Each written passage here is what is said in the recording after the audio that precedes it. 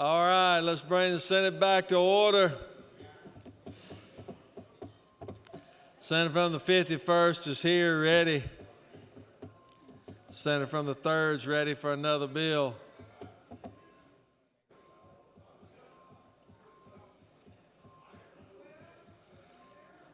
Secretary will read SB 312, the next bill for the day.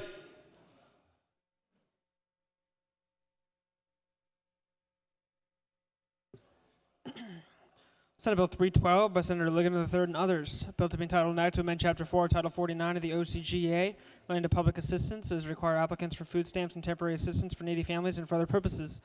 Senate Committee on Health and Human Services recommends that this bill do pass by substitute. There is a fiscal note attached to the bill. Senate Committee on Health and Human Services offers the following substitute to Senate Bill 312. Bill to be entitled an act to amend Chapter 4 of Title 49 of the OCGA relating to public assistance and for other purposes. Senator C. of the 34th offers the following amendment. Amend the Senate Health and Human Services Committee substitute to Senate Bill 312 by striking line 43 and inserting in lieu thereof the following. A caretaker for a dependent child under 6 years of age or for an incapacitated adult or as a single parent who is the primary caregiver of a dependent child under 12 years of age.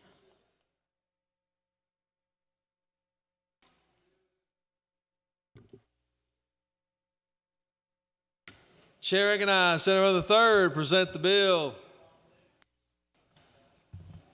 Thank you, Mr. President. The goal of Senate Bill 312 is to begin moving those who are receiving food stamps towards self-sufficiency.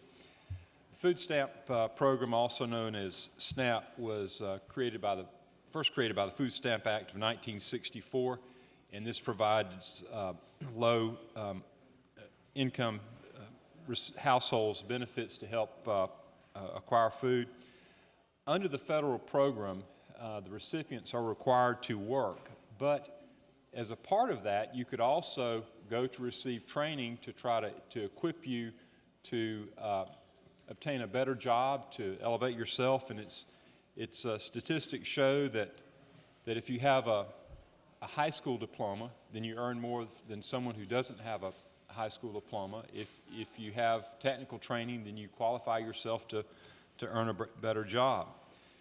This program allows recipients of the food stamp to meet their work requirements by going in and having training. As far as funding goes, the federal law allows the states to receive reimbursements for 100% of the administrative cost of implementing these programs and 50% of the other cost. There is flexibility within the program. States can partner with nonprofits and other technical schools or colleges and other training programs to administer the training and to help out and help it to operate more efficiently. The bill would pilot this program in 5 counties to be determined by the department, and the goal there is to see how this program could be implemented in the most effective, efficient manner. So, this is a worthy bill. It certainly helps those who are receiving these benefits to prepare themselves and to train themselves and to begin to move towards self-sufficiency. And I would ask for your support for the bill. And Mr. President, unless there are any questions, I'll yield the will. Chair recognizes Senator on 42nd for a question. Will the Senator yield? Yes.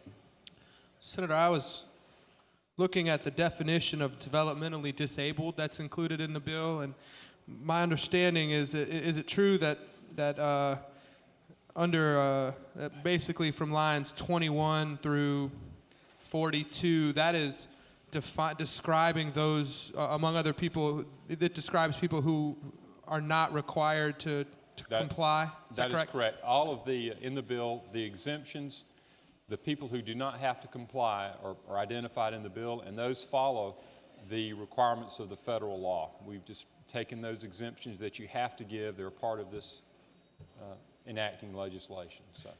And will the Senator further yield? Yes. Senator, what is the purpose of requiring in your definition of developmentally disabled that whatever the disability is be manifest before the person reaches age 22? Well, that is that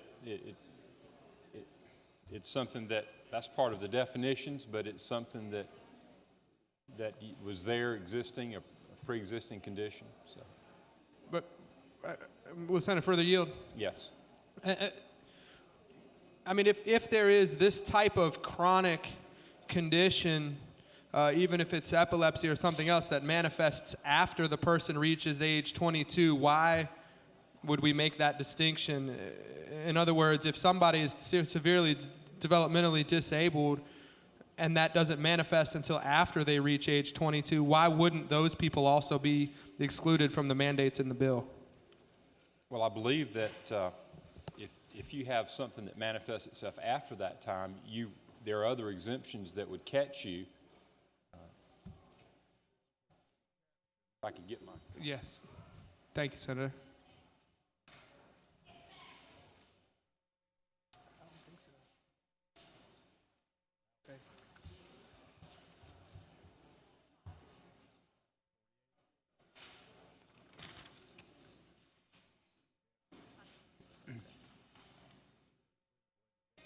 Right. It contemplates that if you're an individual who has that condition, usually if it's from birth and you have a mental disability from birth, that's what it's contemplating. Certainly, if something occurs to you later on in life that you're unable to work or function, then that would be taken into consideration as well under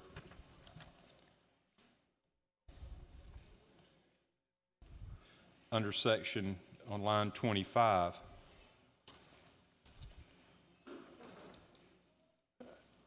Will Senator yield? Right. Yes. My reading of line 25 is that you have a series of requirements under section 2 that are ands. In other words, you have to have cerebral palsy or any other condition that's manifested is likely to continue and result. So I'm sorry, Yeah. Senator. If you'll look on 39, Yes, you're sir. physically or mentally unfit for employment, and that would take into account any others who would fall into that category. If you developed a condition, say at age 40, or you were in an accident or something like that, then you would come under the provisions of paragraph B on line 39, where you're physically or mentally unfit for employment, which may consist of a permanent disability.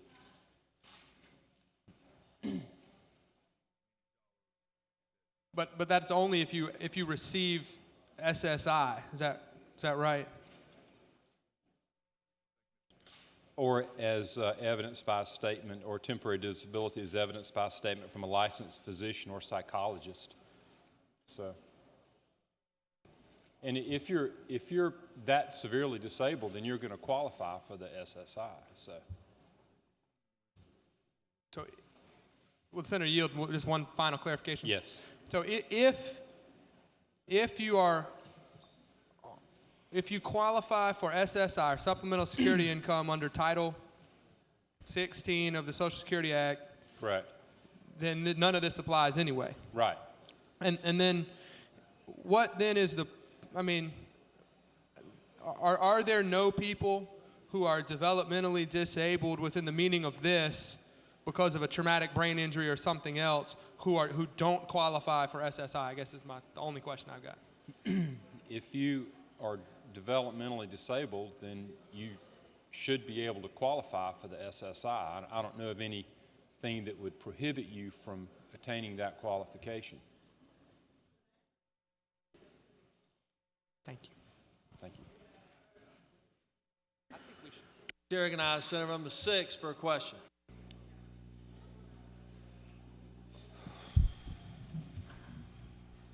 Would the Senator yield? Yes. Senator, I was, obviously what we have here is if I'm not mistaken, we have this substitute from committee, correct? Right. Now, if I'm reading correctly, and correct me if I'm wrong, we have this a fiscal note from the Department of Audits and Accounts. Now, it says concerning the substitute. Is that my understanding? Does it apply to the substitute? It is a substitute, right? Yeah, okay. I just want to make sure that we're all on the same page Correct, here. right. Okay. Senator, further yield. Yes. So, Is it the intention, am I reading, or have I missed something here? Is there going to be a 5-county pilot program potentially here? Is Yes, that what that's we're saying? what I said, and that's correct, Okay. a 5-county pilot program. Now, if I've read the bill correctly, Senator, and again, is it true in the sense if we appropriate the money for that, or is there actually Correct. something? Correct. So at this point, we have not appropriated money No. for a pilot program? No, that's correct. Okay. And would the Senator further yield? Yes. And what I'm reading here is, now the assumption is, I'm looking, it says $23 million annually.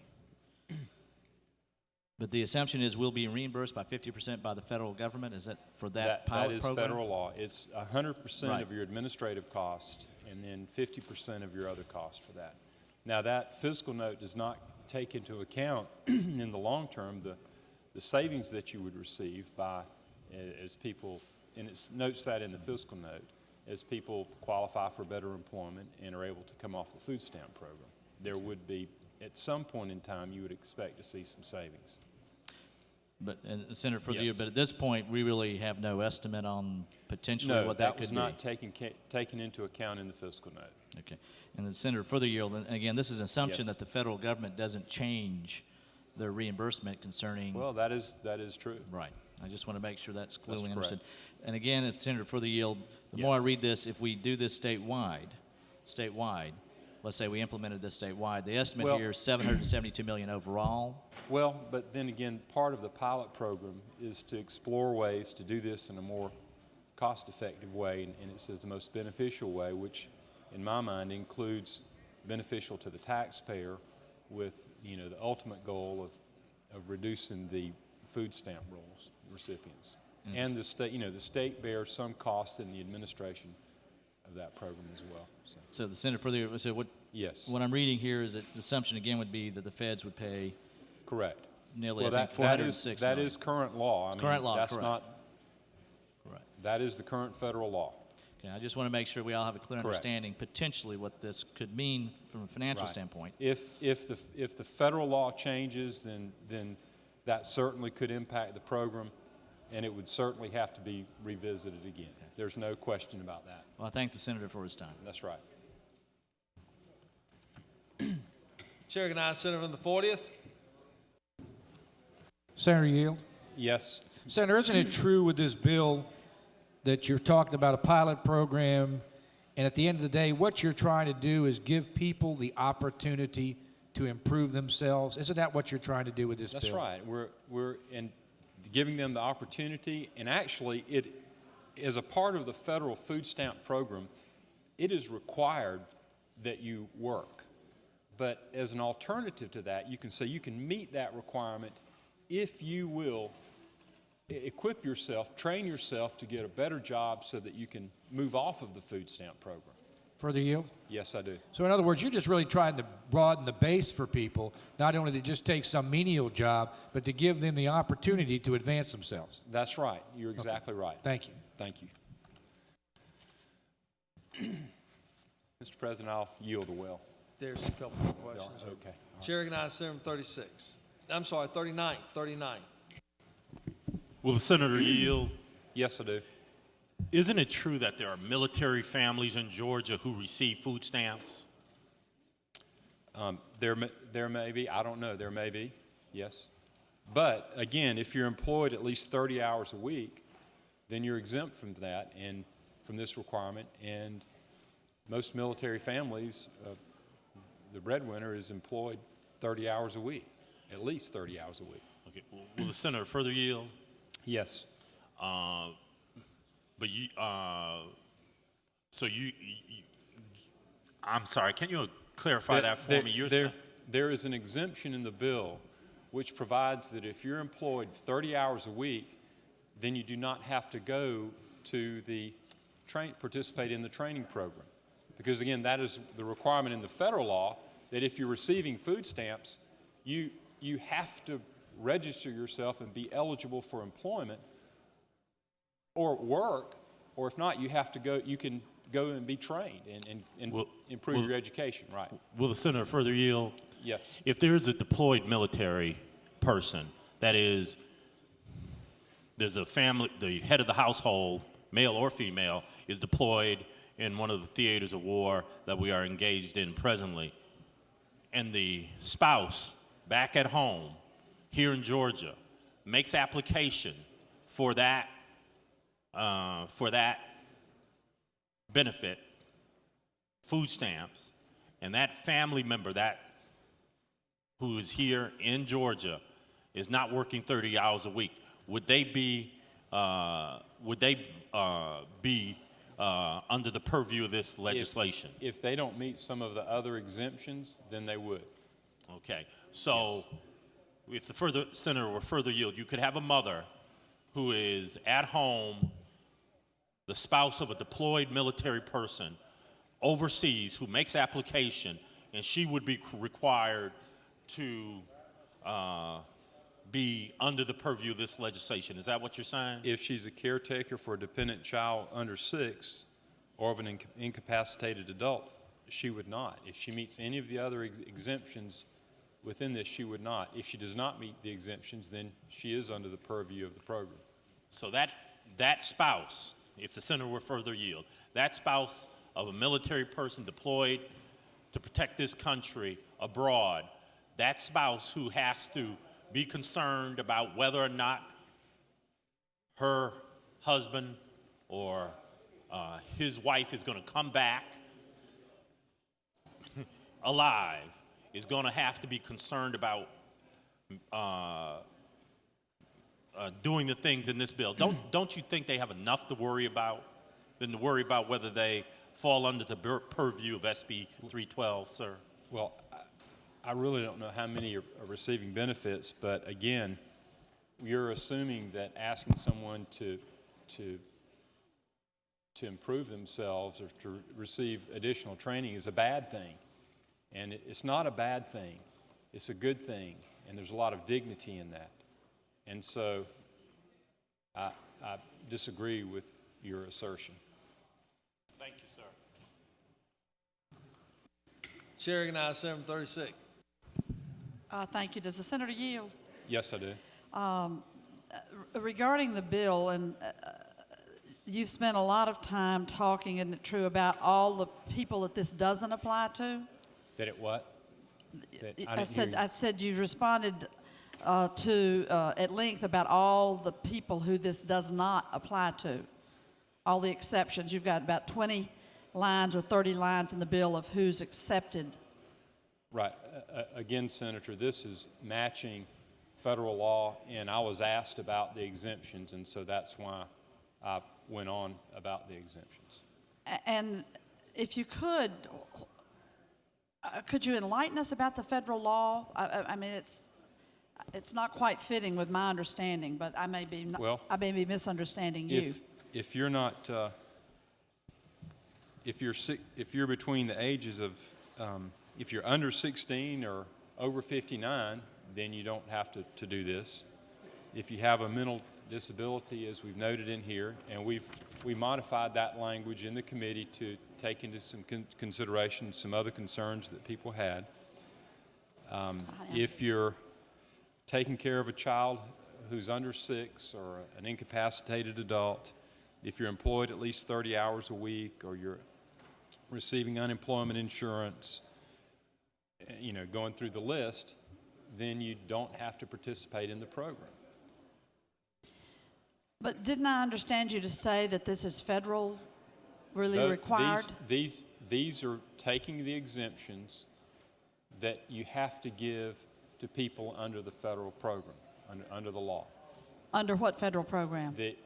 The Food Stamp Act of 1964, as amended in 2009 by the SNAP legislation. But did I understand you to say that the federal SNAP legislation requires people to be looking for a job or working in order to get food stamps? Yes. Here's what it says. You have to be eligible for it. You have to work, or if you're not working, then you have to be involved in a training program.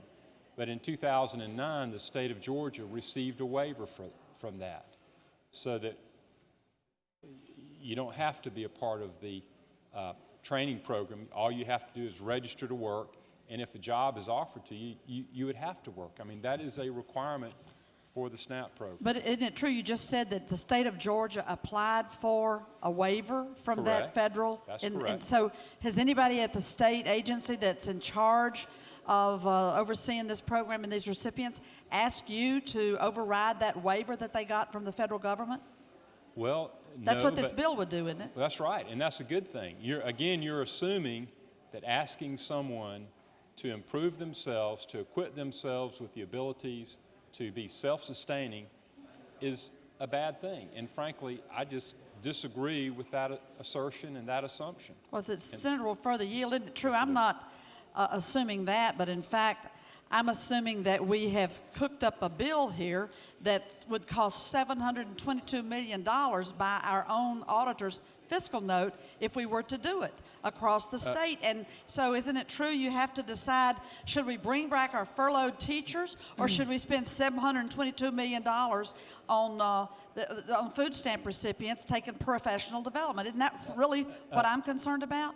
Again, part of the purpose of the pilot program is to evaluate this, which is a goal under the implementation of the SNAP law. That is a goal, to move people back to work. That is a stated goal. It is a worthy goal.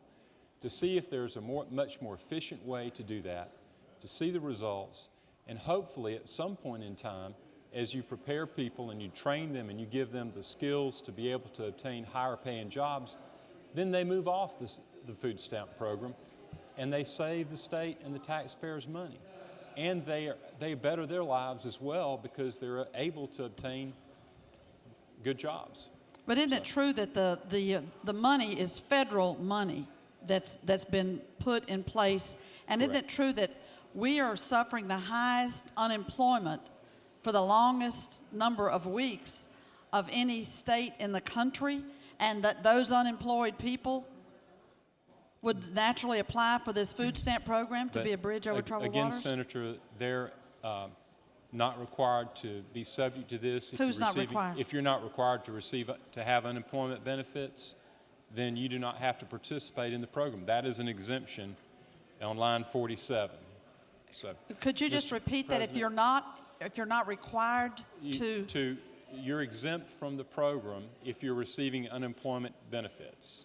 But you know, only 1 out of 5 unemployed people, Senator, in Georgia are eligible for unemployment benefits. Did you know that? Right. Yes, but again, why not prepare yourself for when the economy turns around? And Mr. President, with that, I'll yield the well. Senator has yielded the well. Has that right. Chair recognizes Senator from the 38th. Speak.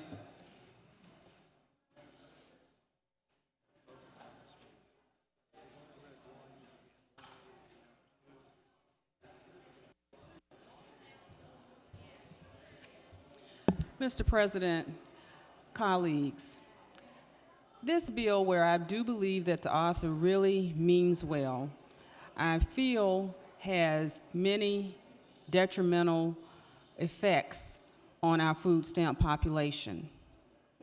We are experiencing an economic downturn. We've been experiencing that for 3-4 years now. There are people out in our communities who were gainfully employed, working in good positions, that now have to make decisions between trying to save their house, trying to buy prescription drugs, taking care of their children, child care for their children, trying to make a living, and they are on food stamps. They are just trying to make it until our economy turns around. And we're saying that we need to require these individuals to seek some sort of professional development because of the circumstances that they are in presently, due to no fault of their own. I think that is just wrong. It is unfair to say that if I have enough money to hold on to my house, but don't really have enough money to buy groceries and feed my family, that I now have to go out and have some sort of professional development because somebody feels that I am underemployed. I know I'm underemployed. If I could get a job that would pay me so I could take care of my family, I would be working. I would be doing that. As some of you know, I am a small business owner. My family is a small business owner. I have many individuals that work part-time. They work 5.5 hours a day. This allows them to take care of their children. I have a couple of them who have children who have problems. They can go to school and work on those problems that their children are facing with the teachers. They can take them to counseling. They can help their families succeed. Because they're not working 30 hours, we are now saying to the small business owner that you are putting your job or your company possibly in jeopardy. There are many days that my staff will flip and work a morning shift and can pick up extra hours because the person that comes in the evening shift may be late or may need to go do something for their families. But no, I'm saying that because they are working less than 30 hours, they have to have some sort of professional development. We provide professional development.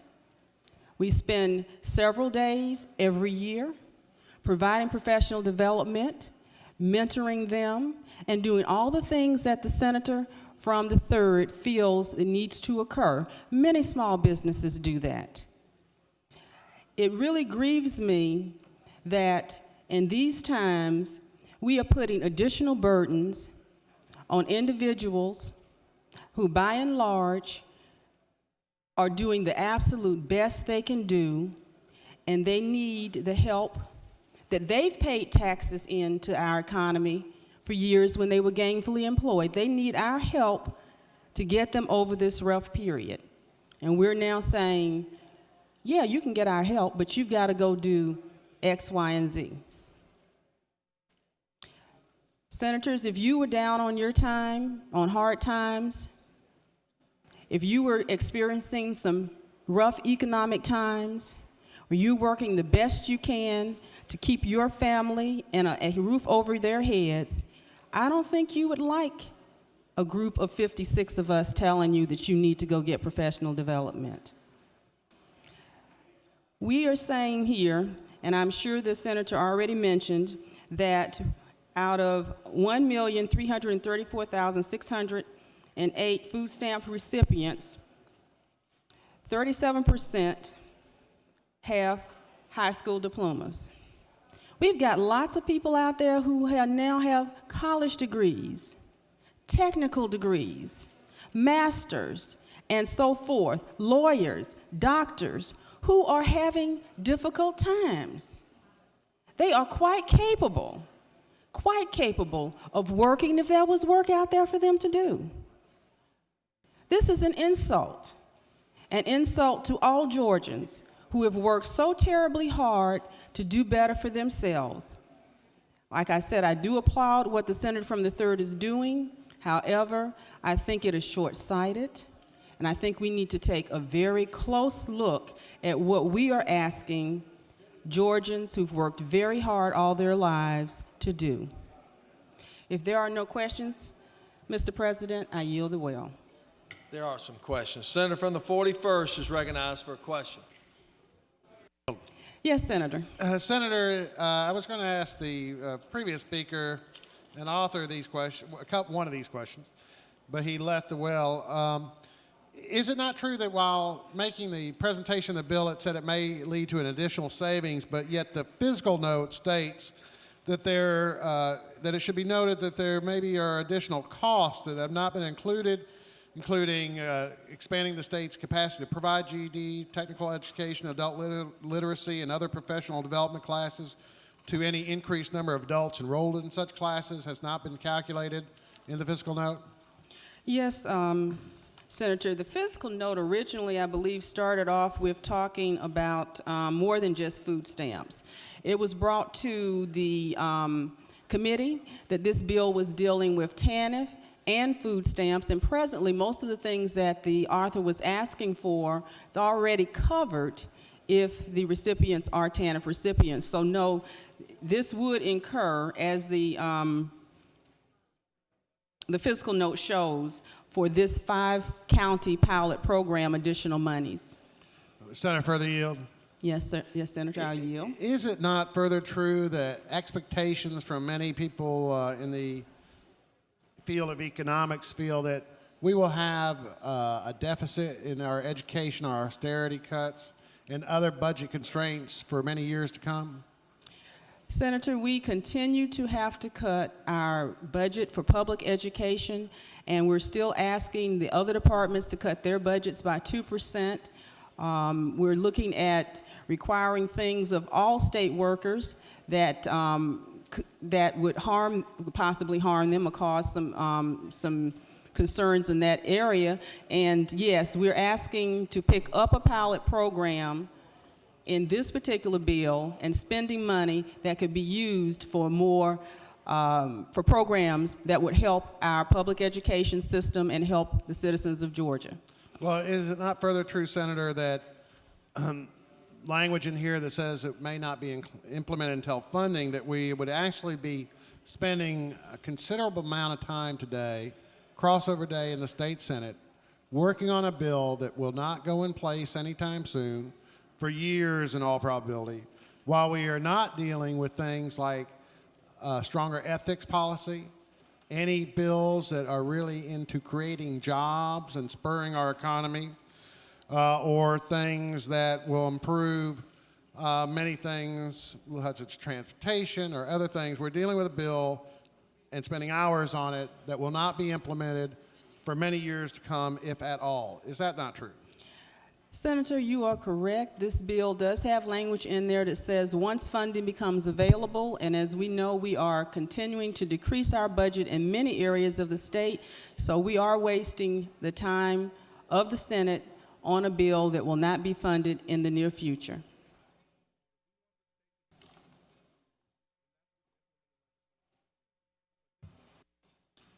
Chair recognizes Senator from second. Senator, do you yield, ma'am? Yes, Senator. Isn't it true, Senator, that we have over 700,000 veterans in this great state?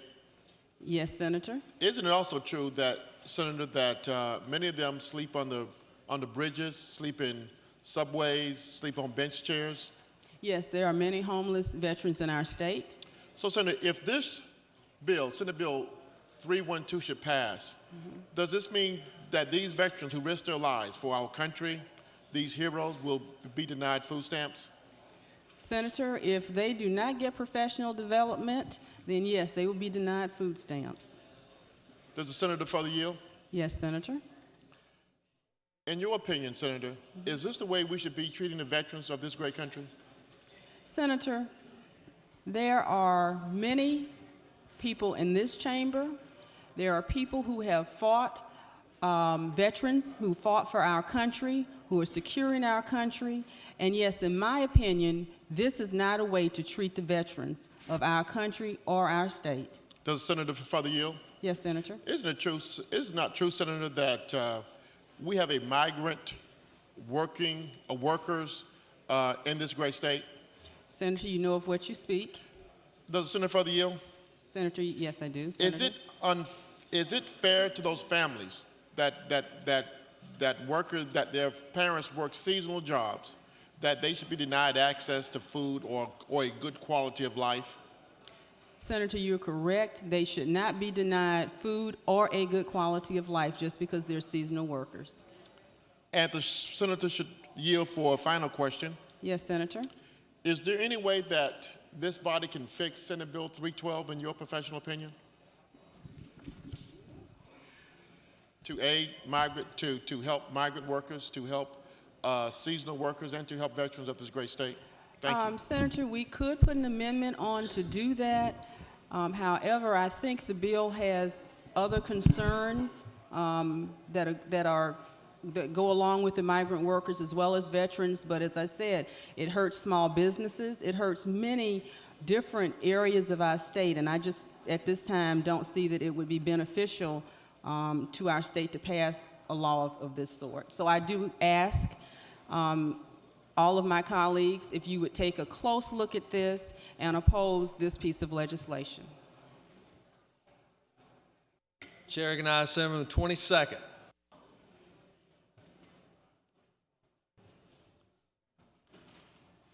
He waves it off. No further questions. Thank you. Chair recognizes Senator from 36. Now speak to the bill.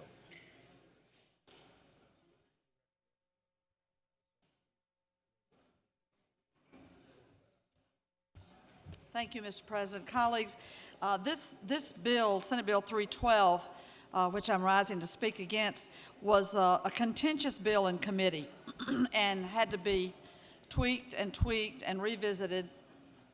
And we heard testimony from the department that our caseworkers here in Georgia are currently handling 700 or more clients, each caseworker, which is really, let us just say, humanly impossible.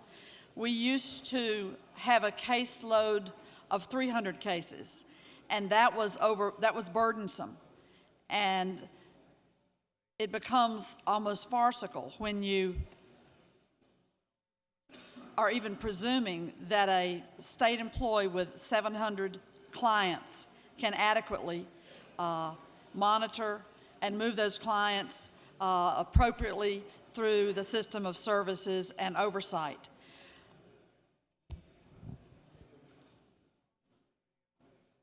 I would urge you to look at the final fiscal note. I know we had, this is at least the second fiscal note, if not the third fiscal note on this bill. But if you'll look attached to your green copy, there is a 3-page fiscal note from the Office of the State Auditor. And a core argument of the author is that this could help us save money. Doing this could help us save money, as well as he put it, help people get off of food stamps and improve their lot. So I just want to make a couple of points for your consideration around that. If you look at the fiscal note, even the 5-county pilot would be $25 million annually. The full state would be $772 million annually. Any of us with passing familiarity with the state budget knows that that's a lot of money. And writing budgets is all about making priorities. And for every recipient of food stamps that is put through a professional development program, monies are expended in addition to the food stamps. Now, the food stamps are 100% federal dollars. I assume that most of you know that.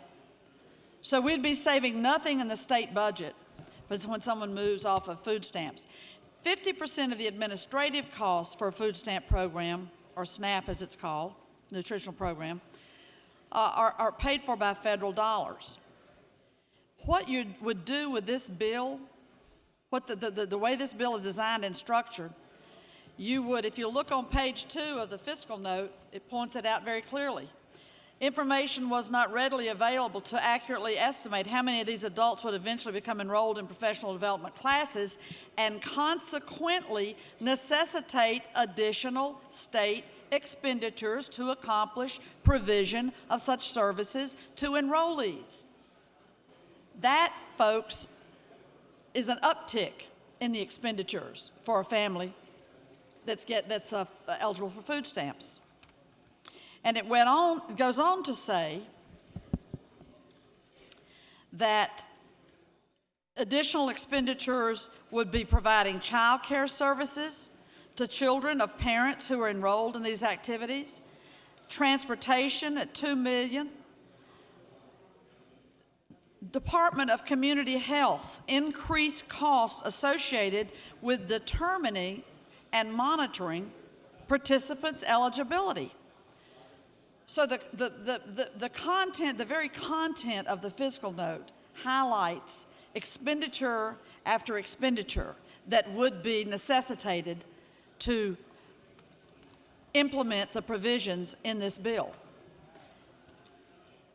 That's how you get to this great big whopping $722 million a year. And so what you have to ask about this is what we should be asking ourselves every time we make a decision to spend taxpayer dollars. Is this a good use of taxpayer dollars? How on earth can we hold forth that we're saving taxpayer dollars by putting in a bill of this sort with these requirements? And I'll finally ask you to think of this. Governor Perdue appointed an agency head for DHR, Department of Human Resources. It's now called Department of Human Services. That department, in its wisdom, under GOP Governor Sonny Perdue, requested and went through the lengthy process of getting an exemption from the federal terms around professional development that are in the SNAP language at the federal level. Our state agency, headed by a very high-paid state employee, the commissioner, with, of course, you know, the consent, if not the suggestion, of Governor Perdue, asked that Georgia be exempted from going down this road. And that exemption was granted by the federal government in 2009. What you're being asked to do with this bill is go back and override the wisdom of the agency, the wisdom of the former governor, and put back into place something that we cannot pay for, cannot afford, and is prohibitively expensive. Now, if it makes you, is it a feel-good thing here? That we want to feel good that we're getting these food stamps folks into a program? Let's find some way to feel good that's not quite so costly to Georgia taxpayers. This bill has gone in and out, up and down, multiple fiscal notes, multiple categories of who's included and who's not included. And it's really, with all due respect to the author, who is a friend of mine and we serve on committees together, and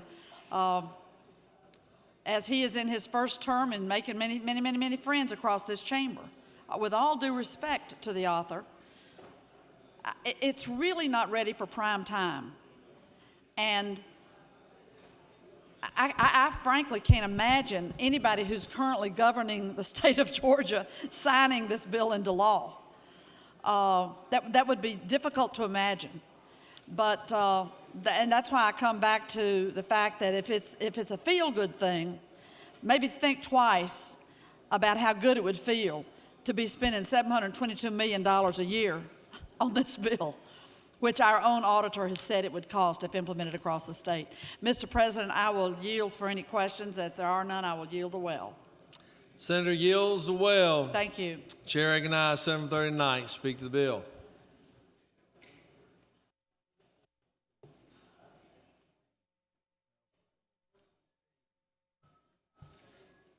Mr. President, members of the Senate, I rise in opposition to this bill, but I rise not because I have any reservation about requiring people to improve themselves in any number of ways as they take public assistance.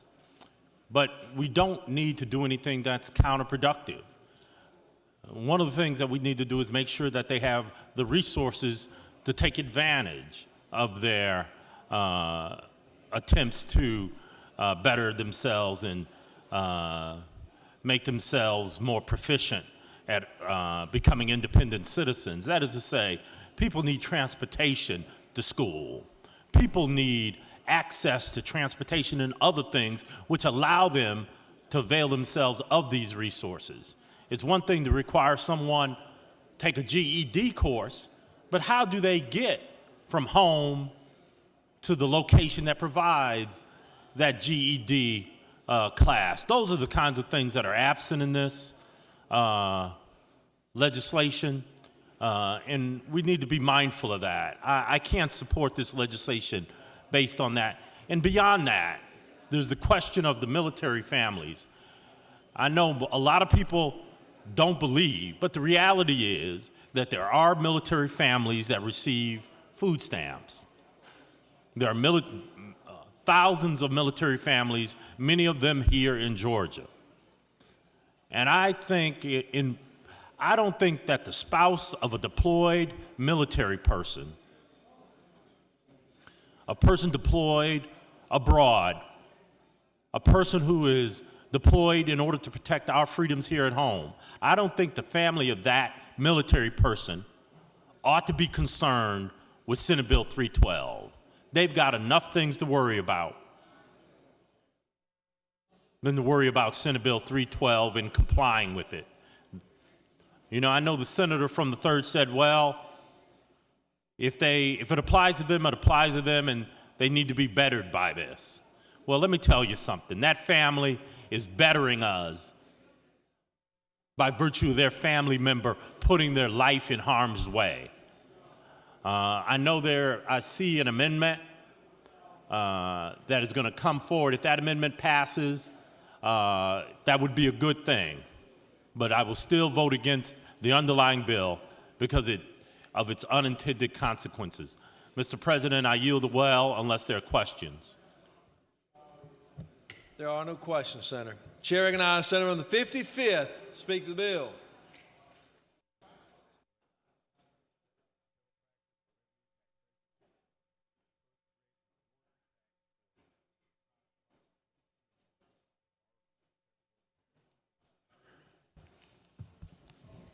Thank you, Mr. President, members of the Senate. I have listened to some great speeches and some great numbers, but I want to put a personal face on this issue. It was in 1977 when I moved to the state of Georgia. I'd been here weeks and weeks before and secured a job, secured a place to live.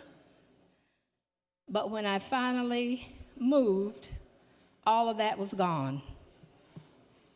And I had 2 young children, and I needed to take care of them.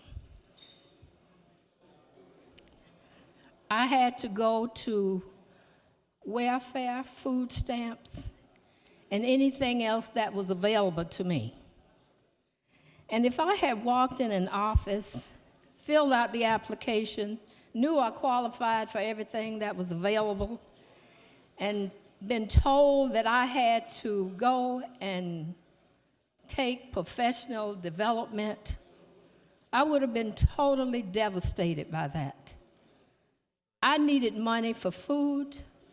I needed money for gas so that I could even get to the office to fill out the application.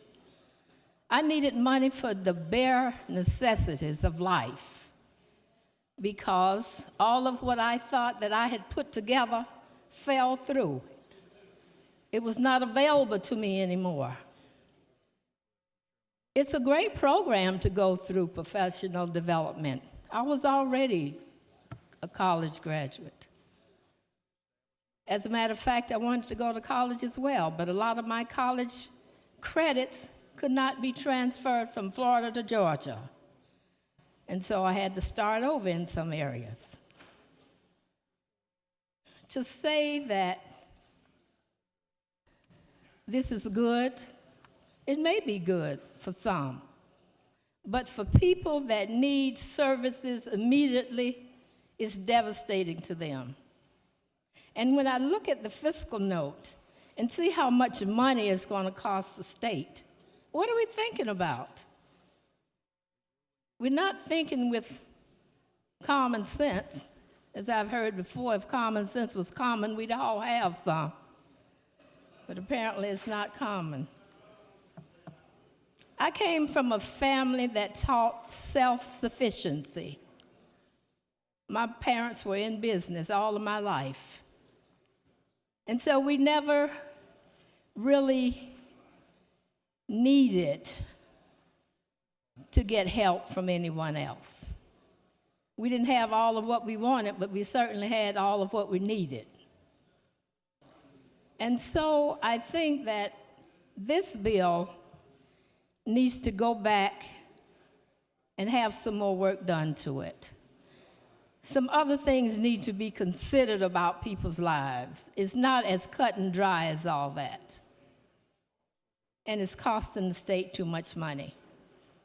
Mr. President, I just wanted to put a personal face on this issue to let people hear that there's more than just one side about the big plan to have pilot sites.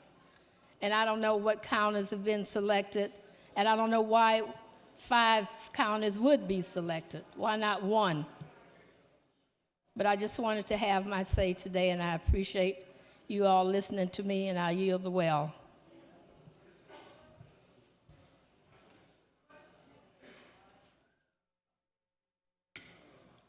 You wish to?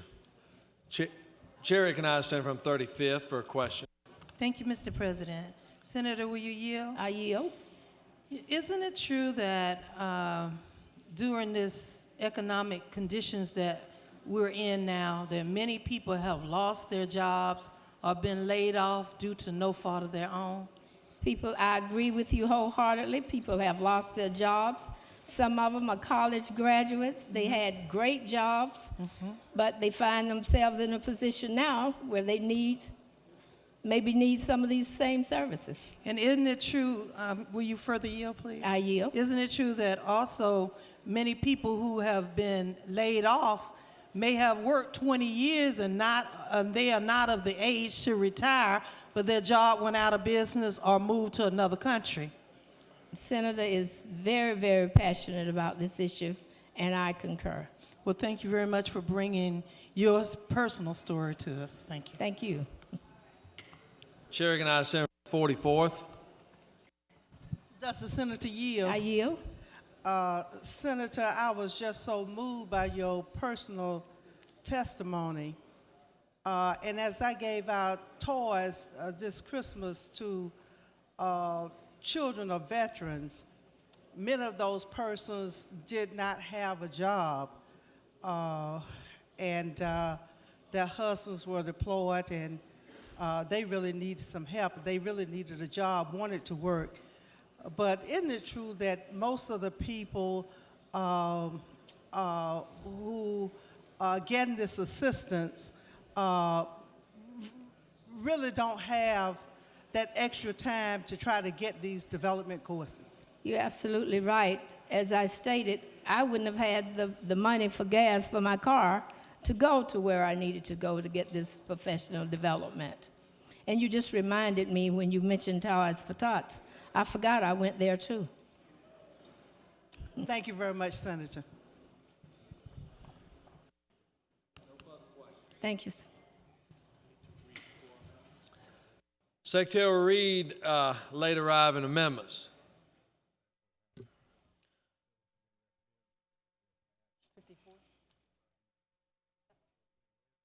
Senator Bethel from the 54th offers the following amendment to Amendment Number 1. Amendment to Senate Bill 312 by striking the word single on line 4. Senator Jones from the 10th offers the following amendment to Senate Bill 312. Amend line 47 to add spouse of any active duty military personnel and for other purposes. Senator Bethel of the 54th offers the following amendment to Amendment Number 2. Amend Number 2 from Senate Bill 312 by striking lines 4 through 6. Senator Jones from the 10th offers the following amendment to Senate Bill 312. Amend Senate Bill 312 by inserting after program on line 4 to change certain provisions relating to eligibility for assistance to provide for applicability and contingencies to provide for an effective date, and by inserting between lines 47 and 48 the following.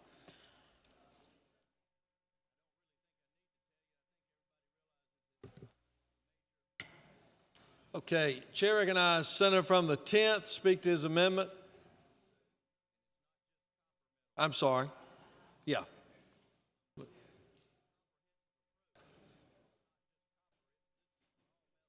Technically, I didn't take that in order. I'm sorry. Yeah.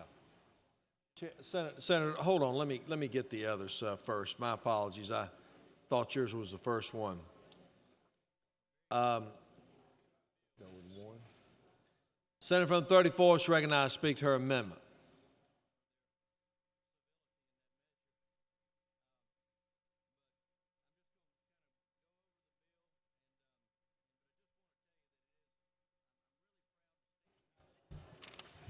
Thank you, Mr. President, members of the Senate. I rise to ask for your support in Amendment Number 1 to this bill. And hopefully you all see the value in it. We want to just simply add on line 43, where it reads, a caretaker for a dependent child under 6 years of age or for an incapacitated adult, or is a single parent who is a primary caregiver for dependent child under 12 years of age.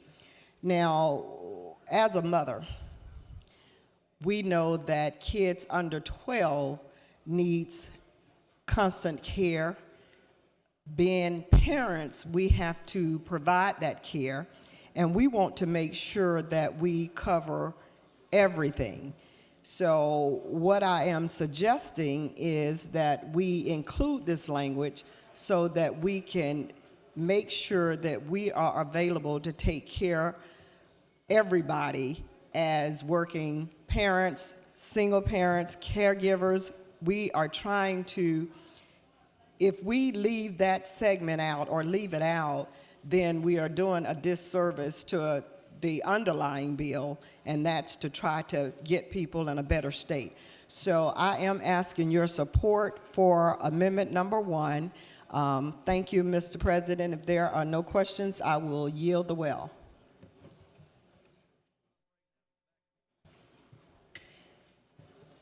Chair recognizes Senator from the 3rd. Thank you, Mr. President. Does the senator yield? I yield. Isn't it true that the author of the bill has no objection to your amendment or to the amendment to your amendment? If the senator so states, thank you. No further questions, Senator. I yield the well. I'm sorry, there is. I apologize. I didn't see the light. Senator from the 45th wishes to ask a question.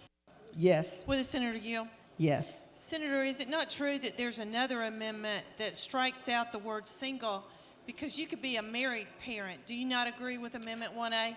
I do agree with Amendment 1A. As a married person, I totally agree, and one-track thinking, and I think that that's one of the reasons it's healthy not to engross bills so we can have these healthy debates and perfect bills as we move along in this process.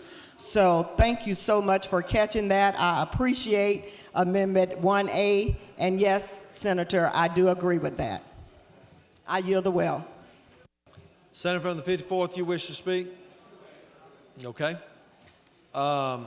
Chair recognizes Senator from the 10th to speak to Amendment 2 and Amendment 3, if you would. Thank you. Thank you, Mr. President, and members of this great body. Amendment 2 to Senate Bill 312 was certainly articulated already by the senator from the 39th, particularly for line number 8, where we simply add at the end of line 47, the spouse of any active duty military personnel. And number 9 on my amendment has to do with a good friend of mine who had a partial workers' comp disability, which eventually went into a permanent workers' comp disability. He's not of age to receive SSI. Of course, he may be eligible after conversation with the senator from the 54th, but I included number 9 on here because I know the issues that he's been dealing with, and I would certainly ask for your favorable consideration of Amendment 2. Amendment 3 has to deal with a situation that was brought to my attention about 2 years ago. We've been working on trying to perfect this legislation, and it was brought to my attention by members over at Morehouse School of Medicine, Dr. Henri Treadwell, about the difficulty that women, particularly women, with the proliferation of meth. There's been a lot of women that's been incarcerated for drug convictions. And these are women that are primary caregivers as well. This amendment, Amendment 3, addresses the concern and some of the difficulties that they have had being able to get benefits once they've completed their sentence and once they've entered into a drug rehabilitation program. And I would ask for your favorable consideration, and the senator from the 3rd, favorable consideration of Amendment 2 as well as Amendment 3. And Mr. President, if there's no questions, I'll yield the well.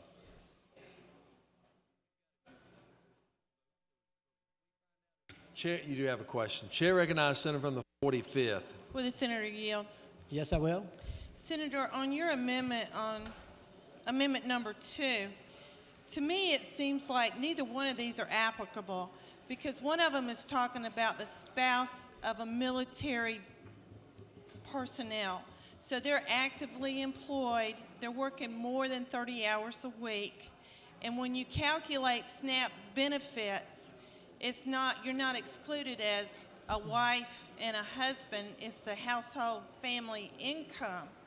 And that's my question to you. Why would you make an amendment when they're not applicable? And number 2, if they're receiving a disability, whether it's partial or permanent, the underlying bill excludes them also. So I don't see the point of your amendment. They're already excluded. There's no reason to have this amendment. Is that not true? And Senator, certainly to my knowledge and from testimony I heard from the Senator from the 3rd, after questioning from the Senator from the 39th, that is not true. The Senator from the 3rd stated that the spouse of service members, in the case that was raised by the Senator from the 39th, would be impacted by this legislation. My amendment, number 2, simply excludes them from being impacted by this particular legislation, and that was from direct testimony from the Senator from the 3rd, the author of this legislation. Would you further have another question? Absolutely, Senator.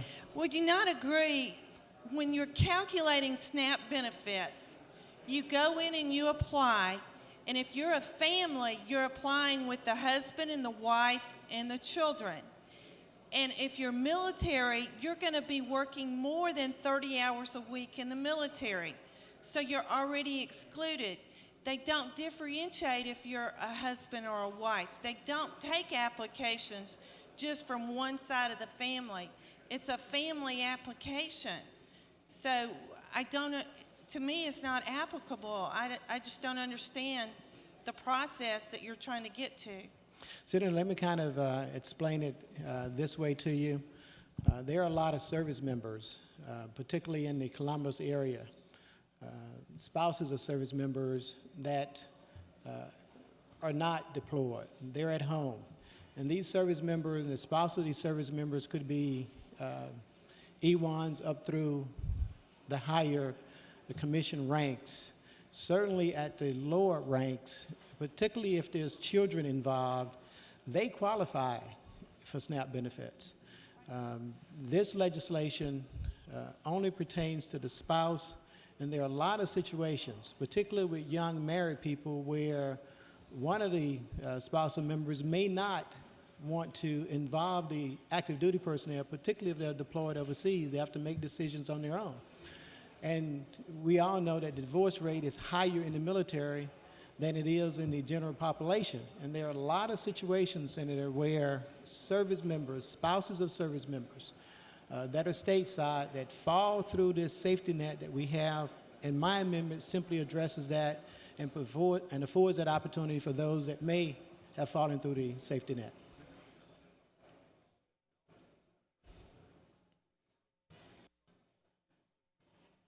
Chair recognizes Senator from 39th. Will Senator yield?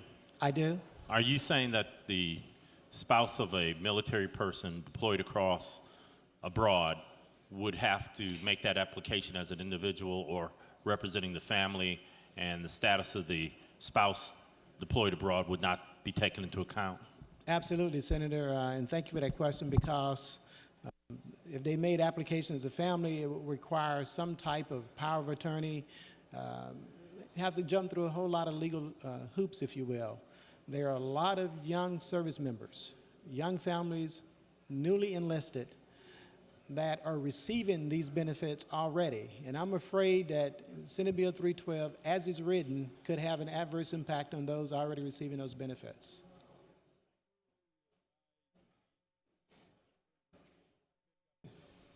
Chair recognizes Senator from 22nd for a question. Thank you, Mr. President. Does the Senator yield? I most certainly do.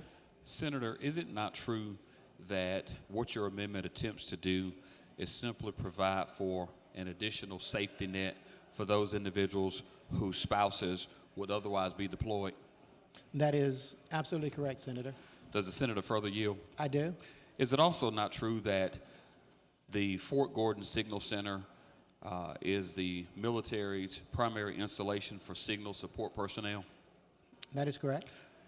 Does the Senator further yield? I do.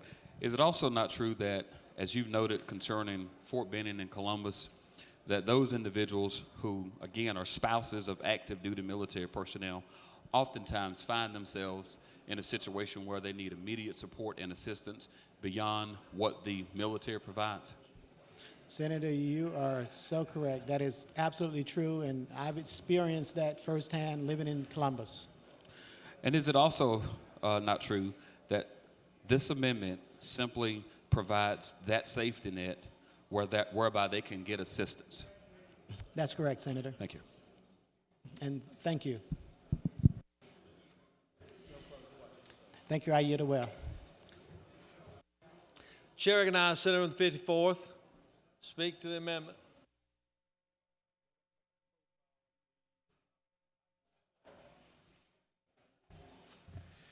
Thank you, Mr. President. I rise to speak to Amendment 2A, which is an amendment to the amendment proposed by the senator from the 10th. And I was glad earlier in the line of questioning to learn from the senator from the 45th, from her area of expertise, and perhaps I rise to give a little bit of flavor from my area of expertise. I am proposing in 2A to strike the language about someone who is involved in workers' comp claims that suffers partial or permanent disability for a few reasons. The first is that the exemptions in the bill itself include a permanent physical disability and a temporary physical disability, such that that person would be exempted if they are in fact laboring under a physical disability from an injury sustained at work. The second reason is the nature of workers' compensation is that employers are responsible for paying not only for medical compensation, but also income replacement.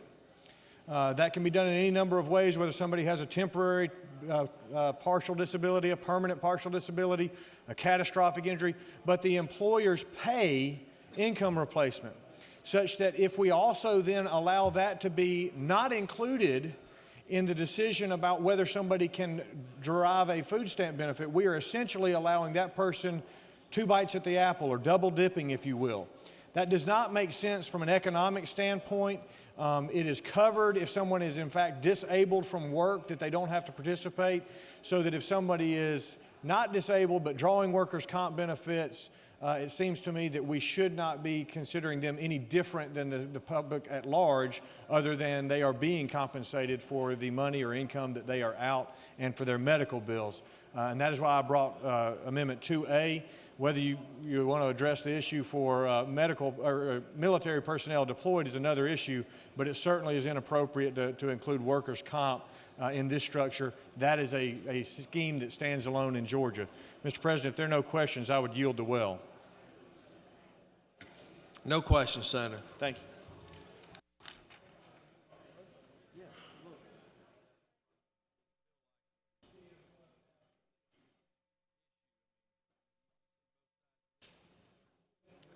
Okay. Senator from the 3rd, you wish to close, or? Yes, okay. The senator from the 3rd is recognized to close. Thank you, Mr. President. Of food stamp recipients in the state of Georgia, 37%, only 37% have a high school diploma. That is very telling. And what this bill does for a certain very defined segment of those receiving food stamps, certainly those that are in their prime working ages in the categories that are capable and able to go to work. It gives them the training. It motivates them and moves them to get some training so that they can improve their condition. That's all it does. Certainly, we're looking at a pilot program to develop the most efficient way to do that.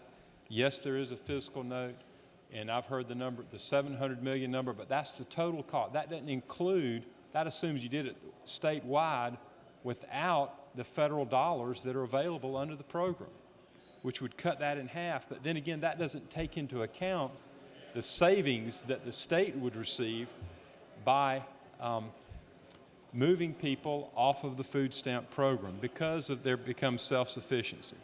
As to the amendments, we support amendment number 1 and 1A. On amendments 2 and 2A, amendment 2, when you're applying for food stamps, you look at the family income. And so if the husband were across overseas, that's not going to affect the wife's ability to get the food stamps. So they're really unnecessary amendments because they're already covered in the bill.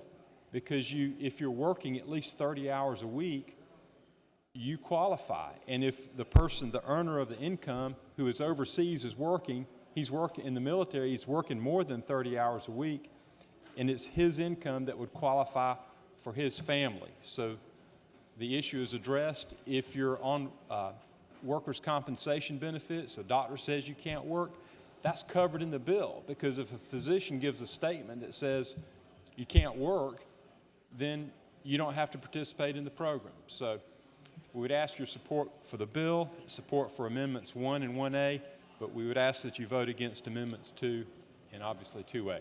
Thank you, Mr. President. We have a late arriving amendment, Senator. I know that I asked you to close, but this one just got to us. We'll have to put it up on the board, and when it gets on the board, we'll recognize Senator from the 22nd to speak to his amendment. Senator Davis from the 22nd offers the following amendment. Amend Senate Health and Human Services Committee substitute to Senate Bill 312 by inserting after activities on line 3 the following: to provide for identification cards for food stamp recipients, by deleting the quotes at the end of line 47 and inserting between the lines 47 and 48 the following, and for other purposes. Chair recognizes Senator from the 22nd. They should get it up on the board momentarily. Thank you, Mr. President. Members of the Senate, I rise actually in support of this bill. I do. And the amendments that have been brought before us, I favor several of those as well. What I'd like to propose is that ending at line 47 and inserting between lines 47 and 48 a provision whereby each applicant for food stamps shall be provided by the department a state-issued photo ID for use in their professional development. The department shall provide at least one location within the county that's chosen to do this pilot program, and no fee shall be charged or collected for the application for or issuance of a Georgia identification card. And I'd ask for your favorable consideration for that. There are no questions, Mr. President. You do have a question. Okay. Senator from the 54th wishes to ask a question. He's recognized. Thank you, this Mr. time. President. Will the senator yield? Yes, sir. Senator, could you tell us what the function of the card would be other in terms of it being different than a free state ID that you can already get from Department of Driver Services? No, photo ID. Yeah, this would not be different. This would simply provide a vehicle for them to be able to get those readily available as a result of them going through the process of receiving professional development. So it would be one and the same as a photo ID that we're currently issuing in the state of Georgia, but make it accessible and available to them as a result of them going through this process. That's the intent, Senator. Will the senator further yield? Sure. Is it then the senator's contention that it would be easier for an applicant to reach the job center for the Department of Labor than it would be to reach their local Department of Driver Services? I'm having a hard time hearing you, Senator. Is it the senator's contention that it would be easier for an applicant to reach their local job center relative to their local Department of Driver Services? I believe the gentleman has great passion for what he speaks, and he probably also knows that there are a very, very limited number of locations in the state of Georgia whereby which one can receive a driver's license. And as a result of one making them more readily available throughout the state of Georgia, this simply provides people with access that they otherwise may not have. Thank you, Senator. Thank you, Mr. President. Chair, Senator on the 45th for a question. Will the senator yield? I will. Senator, I just got your amendment, and it seems like you've drawn it up very well through legal counsel, but we got it late. My question is, there's been a lot of debate about fiscal notes, that this would have fiscal implications if you have to get that from the defects office, that this potentially could cost a lot of money. Did you think through the process of how much this would cost the state of Georgia? Well, I really appreciate that. Very good question from the senator from the 45th. But as the senator from the 5th and 4th just noted, we currently issue these free in the state of Georgia. In addition to that, this is something that would simply just add benefit and value. If you look at the requirements of how a person can apply currently for SNAP benefits, that person has a list of things that they can use to apply as a form of identification. What I'm attempting to do with this is simply make sure that they have available to them a state-issued ID as opposed to having a medical bill, a light bill, a water bill, or some other form of identification. And I think it adds value with what we're trying to accomplish in the state of Georgia. Would you further yield? I will. Is it not true that that state identification card would be issued through, like with the voter ID, it would be through another department? It's not through DFACS. Do you know if DFACS issues these cards? I'm not aware that they do. Could the senator repeat that? I'm having a hard time. Are you familiar with the process of applying for the SNAP benefits, and do you think that DFACS in the individual counties would issue this identification card? Senator, I am familiar with what one needs to do in order to apply for those benefits. In fact, individuals can go online now and apply through the Compass program in order to be able to do that. What we're simply providing for with this amendment is an opportunity for folks who, in some cases, maybe not all cases, but in a number of cases, do not have a state-issued ID, which is one of the things that this great body and those members across the hall have advocated for years. And I'm simply saying that we currently provide them free of charge. Let's continue to do that and make them available for these individuals who we are saying we want them to be in a position to be useful citizens, citizens that are making a contribution to the broader society. And as such, one of the things that they need, whether they're applying for a job, whether it's a GED or any other government-sponsored program or subsidy, they need a state-issued ID in order to be able to get those benefits. Would you further yield for one last question? I will. But I think the question I'm getting to is that you would require in every 159 counties that have DFACS offices that they would be in the business of issuing a photo ID to each one of these applicants that needed it. Could the senator repeat that? I'm having a hard time hearing you. I'm sorry.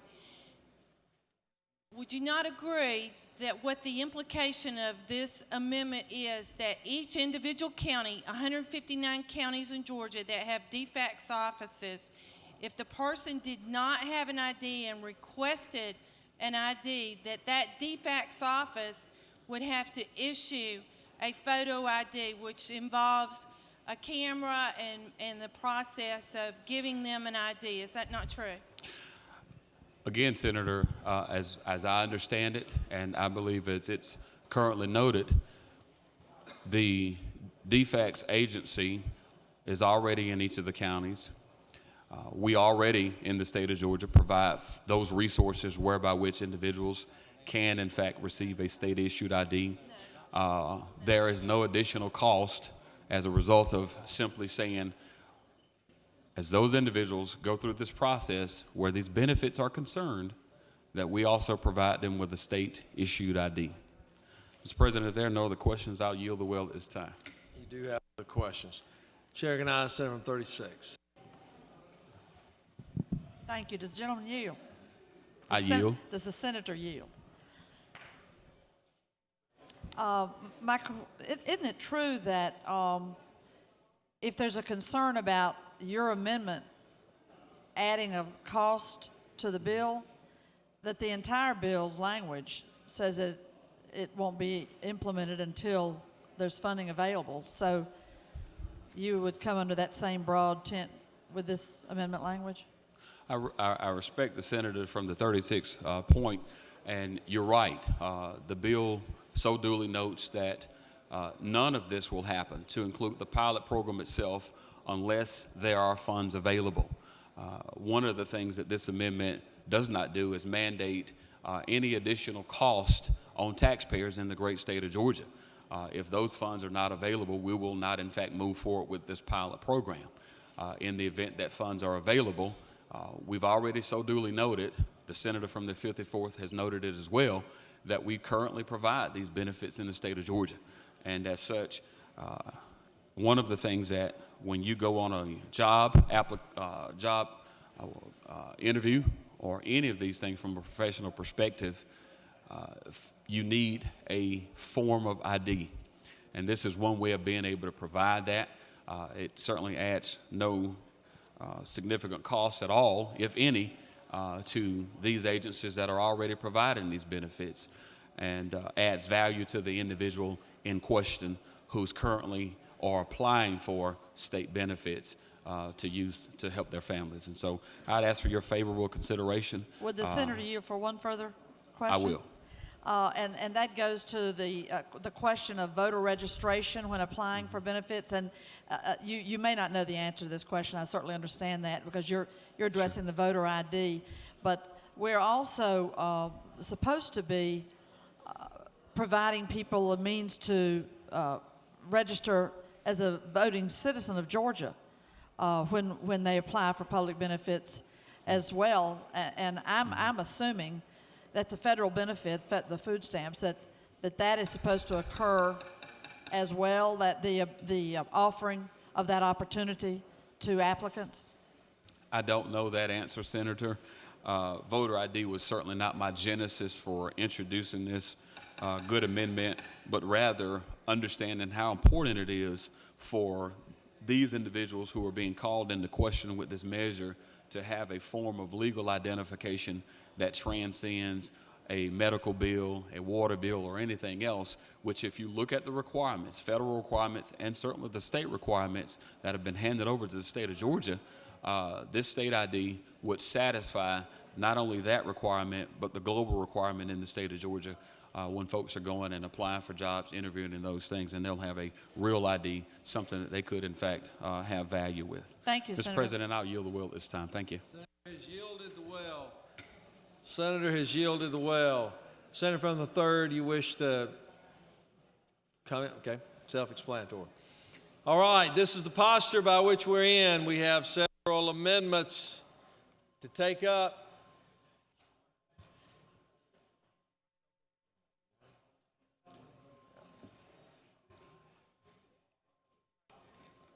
The first amendment is Amendment 1A. Follow with me. That's authored by the senator from the 53rd. Senator from the 3rd had no objection to. Is there objection? From the 54th, Amendment 1A. Without objection, Amendment 1A is adopted. Now the question is on Amendment number 1, authored by the senator from the 34th, which I think the senator from the 3rd had no objection. Is there objection? Without objection, Amendment 1 is adopted. Now we go to Amendment number 2A, authored by the senator from the 54th. Is there objection? There is objection by the author. All those in favor of Amendment 2A, authored by the senator from the 54th, gentleman from Dalton, rise, stand, and be counted.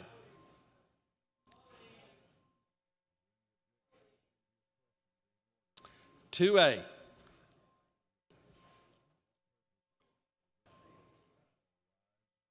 Reverse.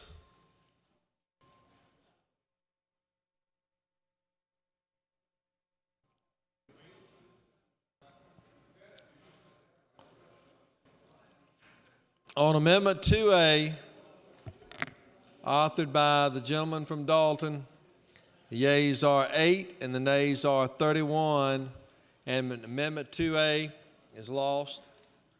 Now we go to Amendment 2. Is there objection? There is objection. This is authored by the senator from the 10th. All those in favor of Amendment number 2, rise, stand, and be counted.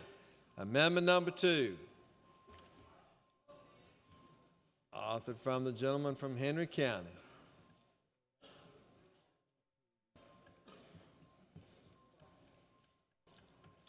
Reverse.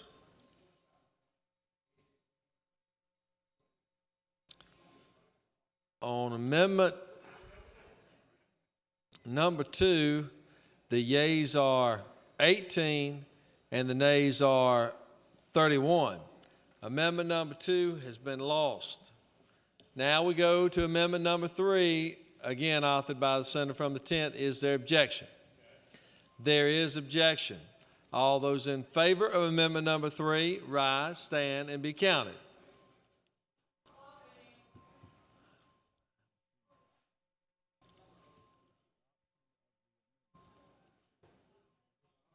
Reverse. On Amendment number 3,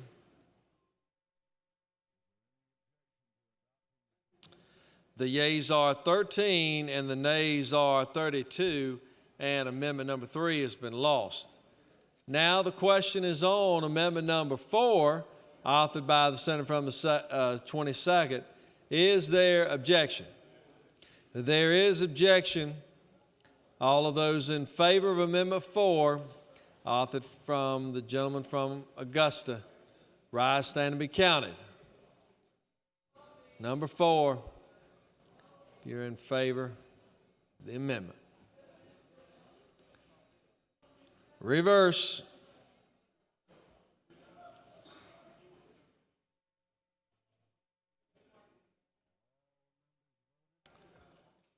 On the amendment authored by the gentleman from Augusta, the yeas are 17, the nays are 31, and the amendment has failed. Now, is there objection to adoption of committee substitute as amended? Without objection, the committee substitute as amended is adopted as amended. Does any other senator wish to speak for or against the bill? Is there objection to agree in the Porter Committee which failed pass the bill? Chairs none. Porter Committee is agreed to. Shall the main question be now put? Are there any objections? Chairs none. Main question is ordered. Shall this bill now pass? The question is on the passage of the bill. All those in favor of the bill will vote aye. Those opposed, no. Secretary will unlock the machine.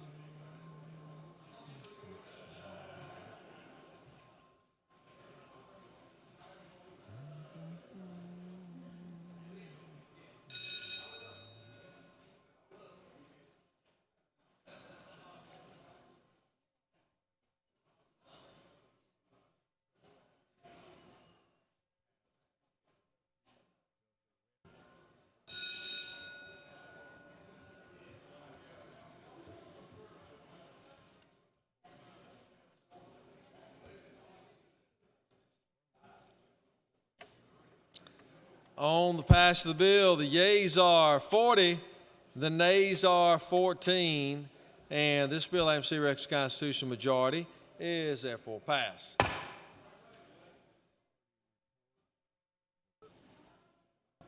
Secretary will read SB 459.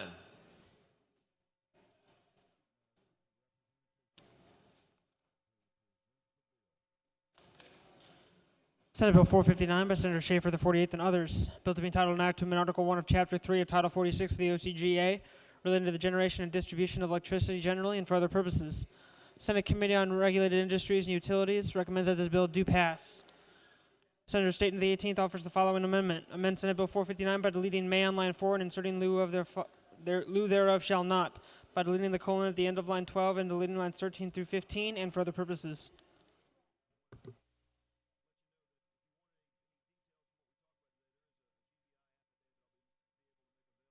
Chair recognizes Senator from 48th. Bill 459 be dropped to the foot of the calendar. Chairman has that right. Is there objection? Without objection, the bill will be moved to the foot of the calendar.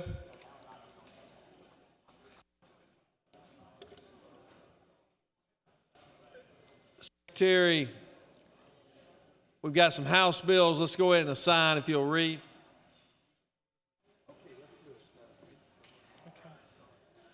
House Bill 1067 by Representatives Rogers the 26th and others. Bill to be entitled an act to amend Code Section 332312 of the OCGA relating to the limited licenses for insurance agents, agencies, subagents, counselors, and adjusters, so as to provide for the comprehensive revision of provisions regarding the issuance and regulation of limited licenses to sell portable electronic insurance, to provide for related matters, to repeal conflicting laws, and for other purposes.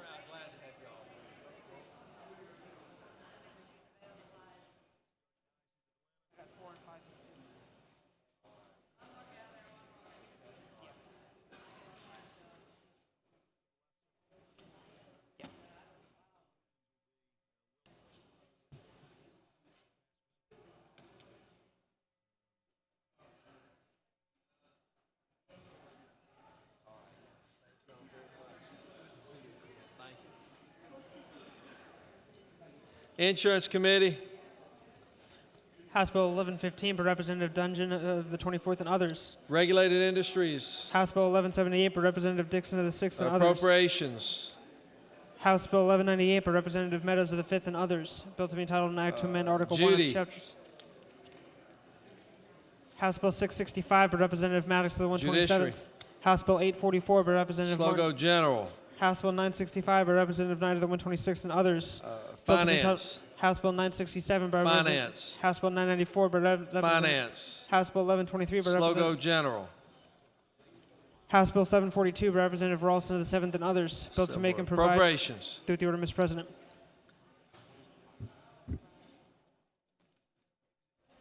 Secretary will read House Bill 460. Senate Bill 460. I'm sorry, Senate Bill 460. Switching on. Senate Bill 460 by Senator McCune of the 29th and others. A bill to be entitled an act to amend Chapter 24 of Title 33 of the OCGA relating generally to insurance to provide a religious exemption for the requirement that every health benefit policy in the state provide coverage for contraceptives and for other purposes. Senate Committee on Insurance and Labor recommends that this bill do pass.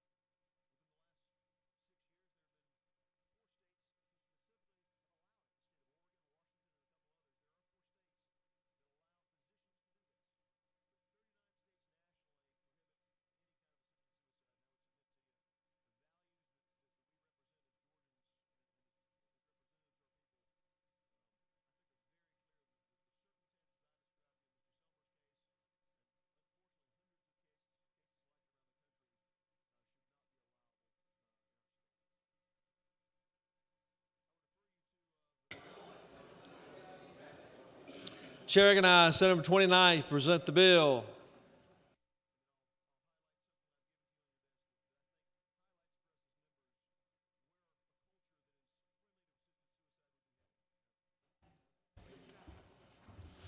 Thank you, Mr. President. I rise to bring before the Senate today Senate Bill 460. Senate Bill 460 is fairly simple. The new language is from lines 36 to 40 and at lines 60 and 61. All it does is provide an exemption to Georgia's contraception mandate for religious employers. Religious employers are very simply defined as those organized under 501c3 of the Internal Revenue Code, employers that have one as their primary purpose, the inculcation of religious values, and that they employ primarily persons who share their religious tenets. Now, let me say what this is not. This is not a bill that seeks to prohibit contraception.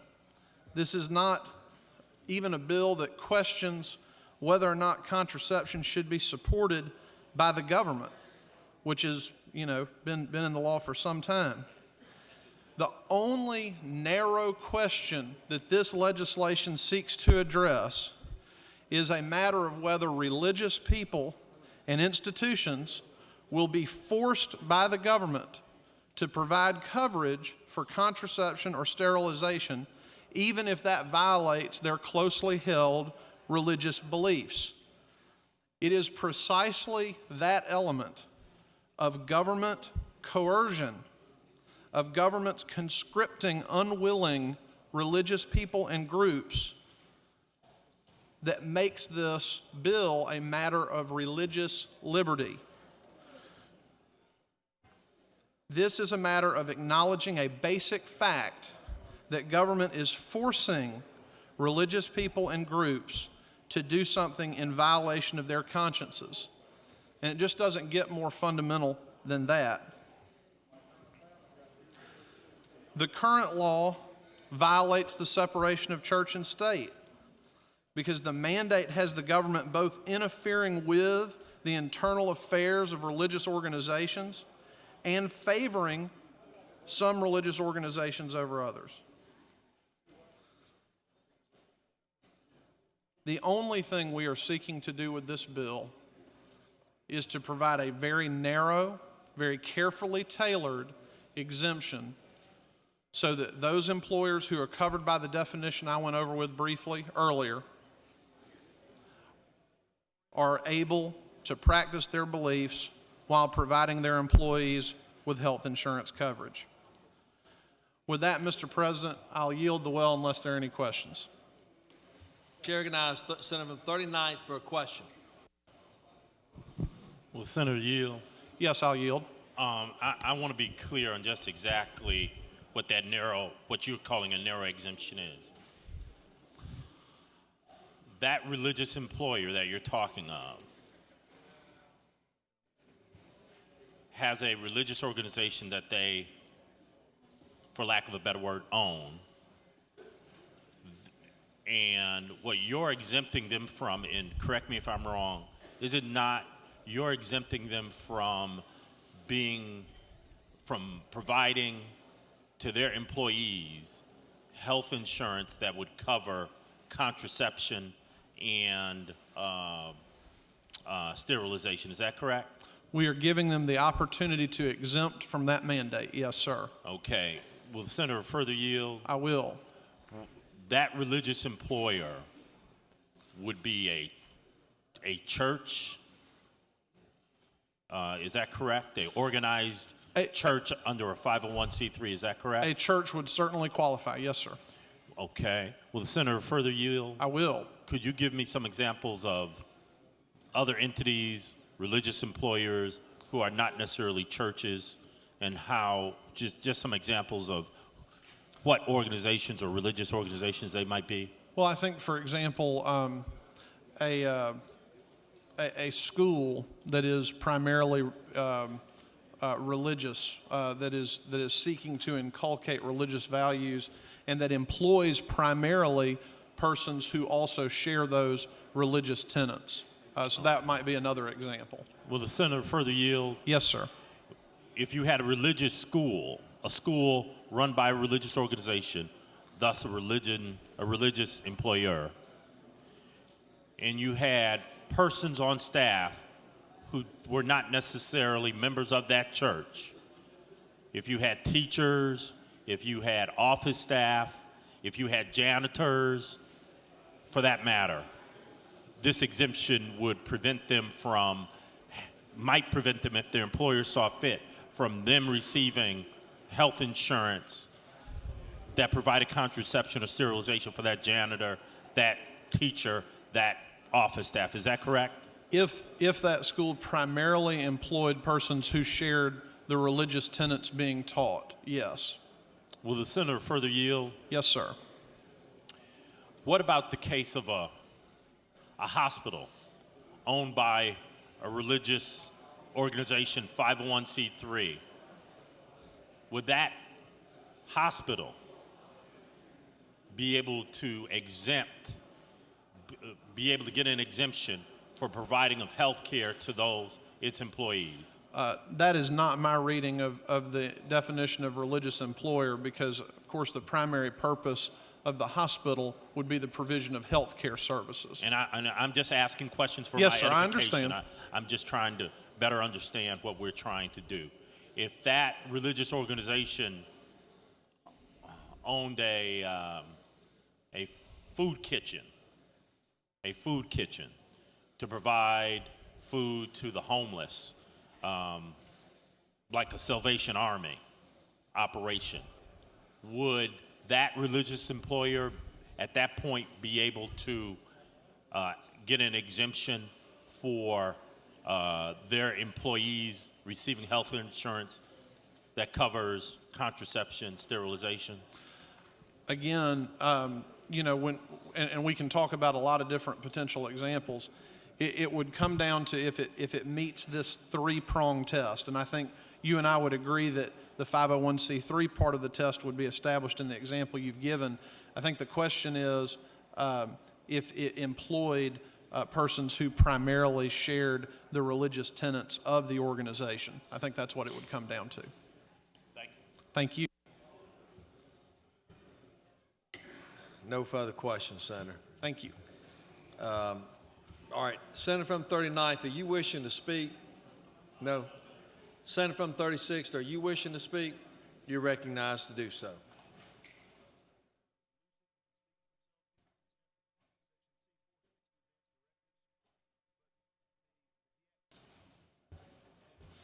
Thank you, Mr. President. Colleagues, if it ain't broke, don't fix it. This bill has been this law has been on the books of Georgia since 1999. Pivotal votes were cast on the floor of this Senate to provide that contraceptives approved by the FDA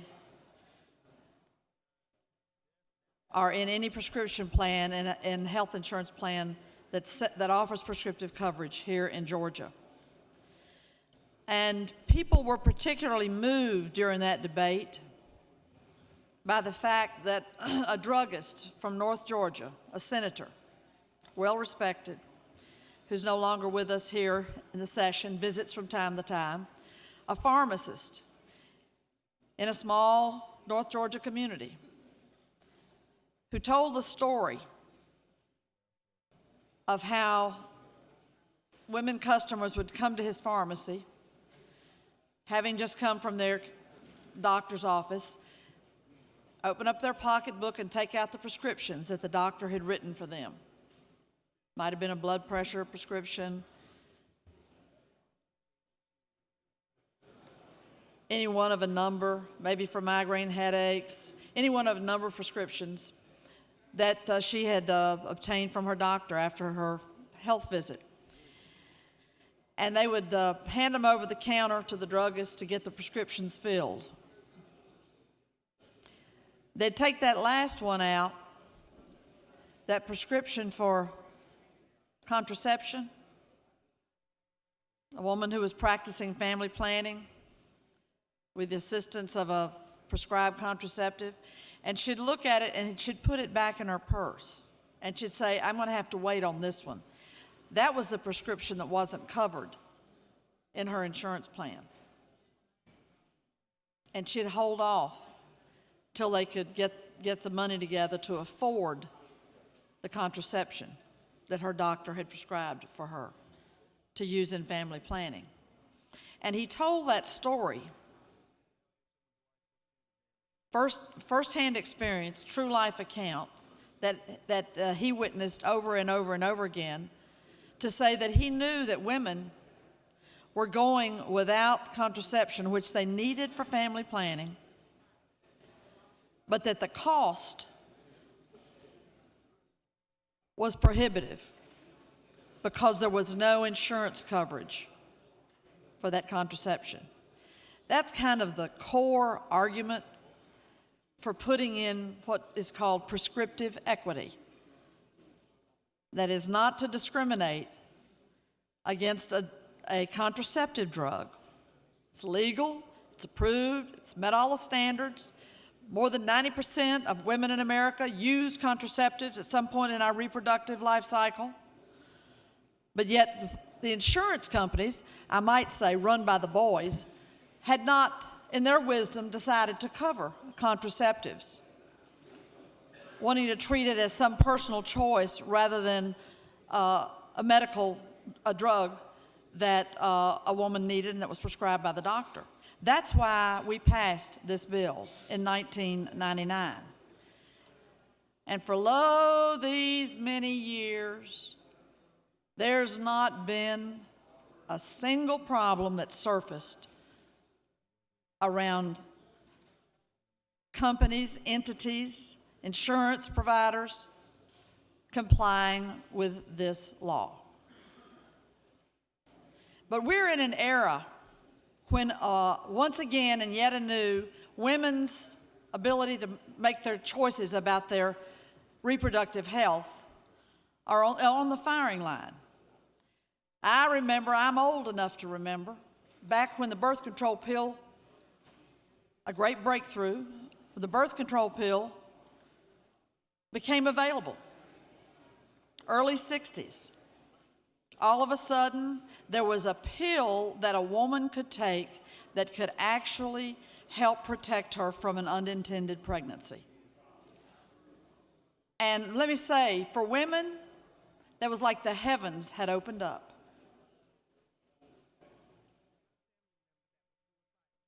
I know you all are familiar, maybe the men not as much as the 9 women that sit in this chamber. But it's common knowledge that children poorly spaced, pregnancies poorly spaced, don't always do well. It's common knowledge that families and children have a better chance at thriving when their family is planned, the size of their family and the timing of their children's birth. And that became available when the birth control pill came on the market. But another not so surprising thing is that the insurance companies didn't rush to embrace it. Wasn't covered. Wasn't covered. You went in and paid out of your pocket for your birth control pills.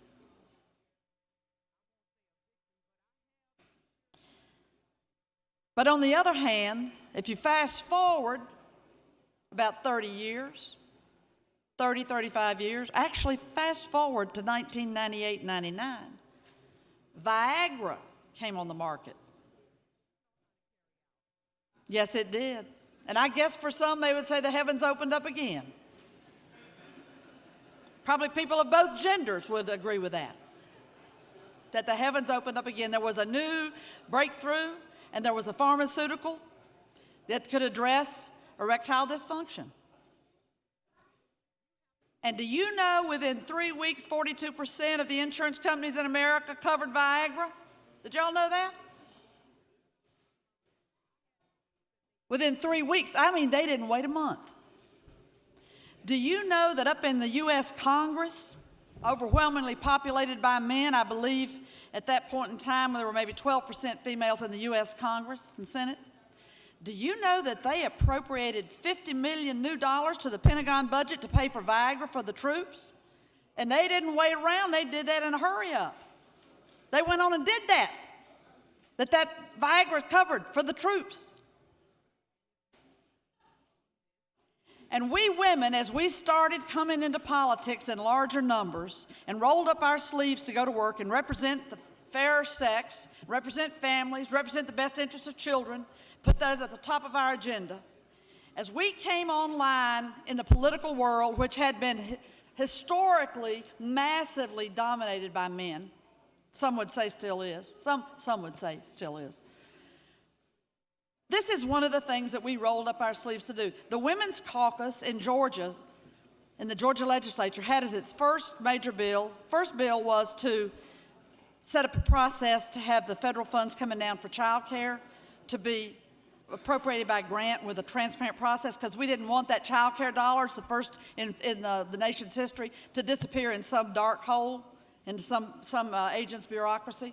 So we set up a transparent grants process for the ABC bill that was federally funded child care. Long time ago now, probably that was 1989 or 90. And the second bill that we passed was a bill to say that insurance companies would cover annual screenings for mammograms, pap smears, and prostate cancer screening. Common sense. Now today we take it for granted that that's covered. But we fought tooth and nail. Women lined the walls of this chamber because the Senate was fixing to gut the bill that we passed in the House. A bill to tell the insurance companies, provide screening for mammograms, pap smears, and prostate cancer. Preventive medicine, but we had to pass a law about it, and the Women's Caucus led in passing that law. We had good allies among men. I told you the story of the male pharmacist from North Georgia who helped pass this very law that is before us today for amending. And I share those stories to say to you, here we are again in 2012 with women's access to health and women's health decisions and the contraceptives that play such an important role in women's reproductive lives. Yet again, being on the chopping block, yet again, being hauled up for review. And we do know that there are those who oppose contraceptive, period, because they think every sexual act is supposed to, be for procreation. That's a view to which one is entitled, but please don't inflict it on the world. We are all entitled to our personal religious views, but please don't bring it into the marketplace. Don't inflict it on the world. Hold that view within your body of worship, within your house of worship, but don't expect the laws of the land to change because of that view of yours. Because we are a secular state. We are not a religious government. And I say to you, this is one more example of going in the wrong direction, fixing something that ain't broke, fixing a law that's been on the books here since 1999. And just because the popular political waters of the day say stir around and throw up concerns around contraception, throw up concerns around women's privacy rights, throw up concerns that women don't have enough sense to act on their own best interests in their own behalf for their own health decisions, and put another law on the books that's a barrier to women. And by the way, we're going to monkey with their access to contraception. Then we're also going to get on over into when a doctor and a woman make a finding and a decision that a medical procedure should be done. We're going to get into that too.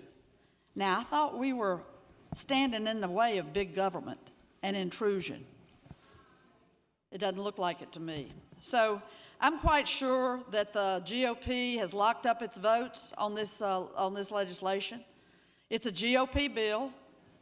It's part of the mantra of the GOP these days. Yeah, we're going to meddle with women, and we're going to meddle with women's rights. We're going to have an insurance committee that's 100% male, pass this bill out in 5 minutes, along with another bill that's on the calendar today. Pass them out in 5 minutes. A group of men stand up there and vote. So shall it be. So we don't have, as women, enough votes in the body of this chamber to outnumber you. We're glad that we can count on the Democratic Party to stand up for our rights as women and for our access to medications and for our ability to make decisions about our health. And we're sorry that the GOP has determined that for some reason it's on its political agenda to turn on women and challenge our basic ability to make the best health decisions and have insurance coverage that reflects that. If there are no questions, Mr. President, I will yield the well.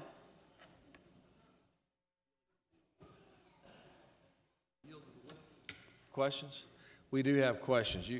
I'll be happy to take a question. Chair recognizes Senator from 38 for a question. 38.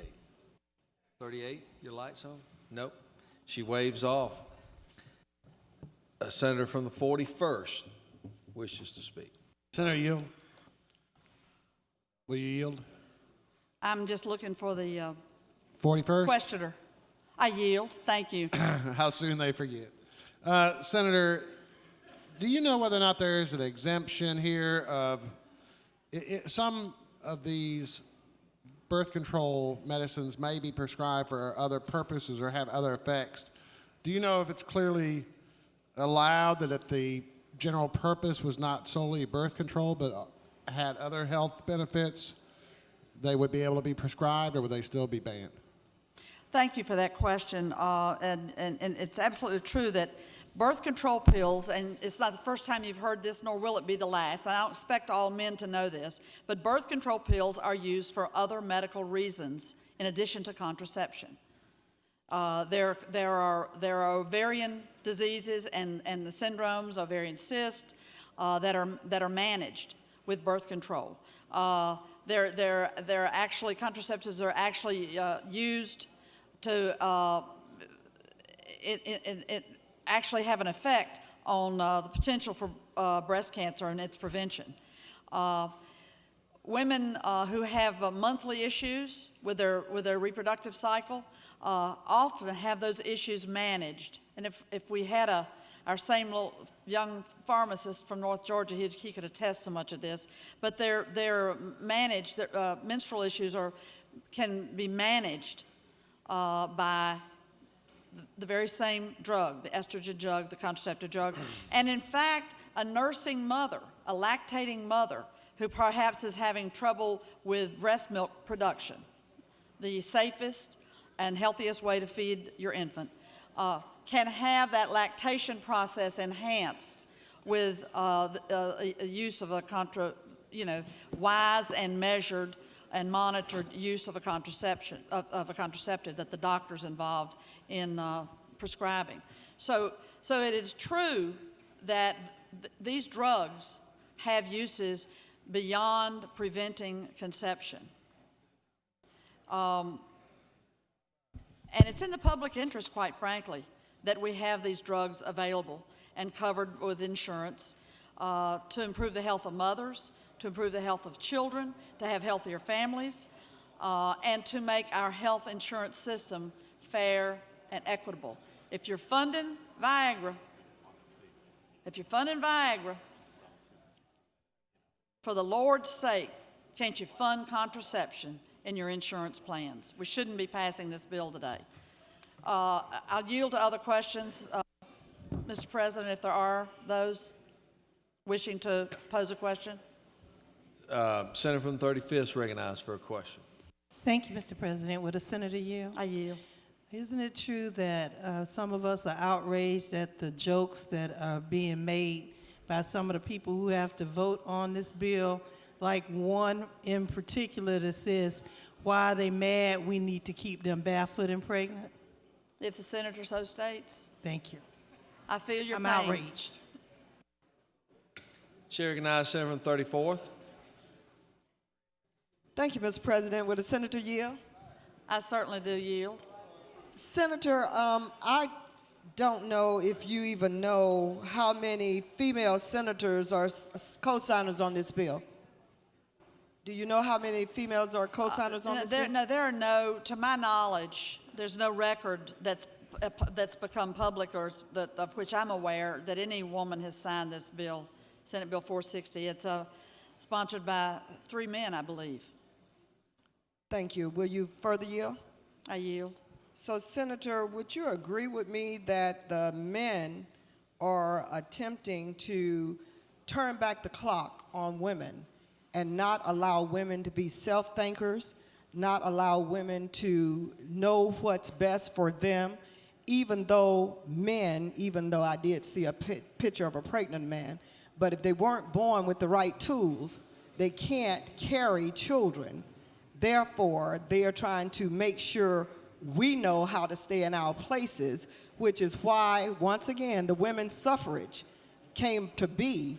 But we're not properties of men. Would you agree with me, Senator? I would, and as has been pointed out earlier today, it is particularly onerous and egregious that during Women's History Month, we have this raft of bills being shoved out here for a vote on the floor of the chamber. I think we're better than this. We should be better than this. And unfortunately, the actions don't send that message. Senator, will you further yield? Thank you. Yes, I'll yield. Senator, would you agree that this is my 12th year in the General Assembly? I do, although it seems I've known you forever, Senator. Thank you, Senator. And would you further agree that in these 12 years, every bill that I've seen come through here regarding women and their bodies and their choices has never been authored by women? Would you agree with me, Senator? If the lady so states. Thank you, Senator. Thank you. If there are no further questions,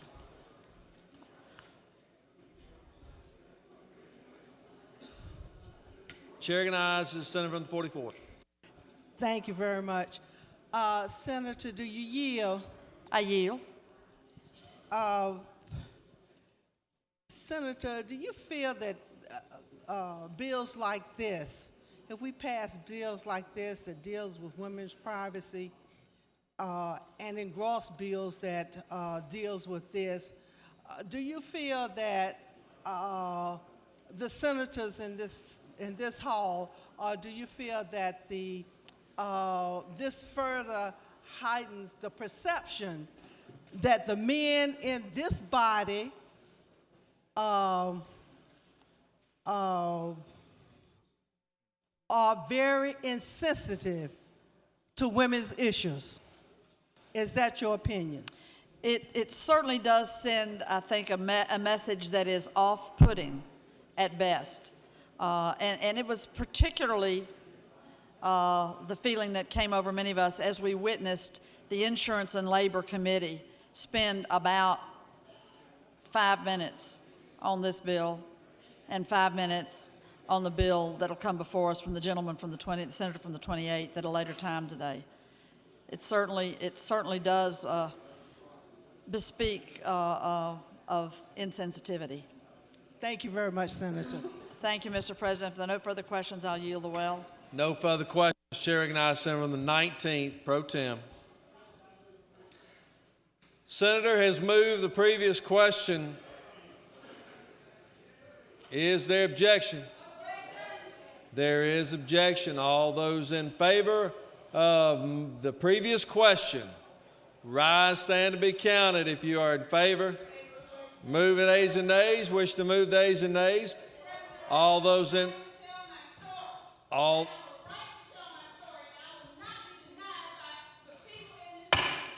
Senator, I understand your passion for it. Senator has moved the previous question. All those in favor will vote aye. Those opposed, no. Secretary will unlock the machine.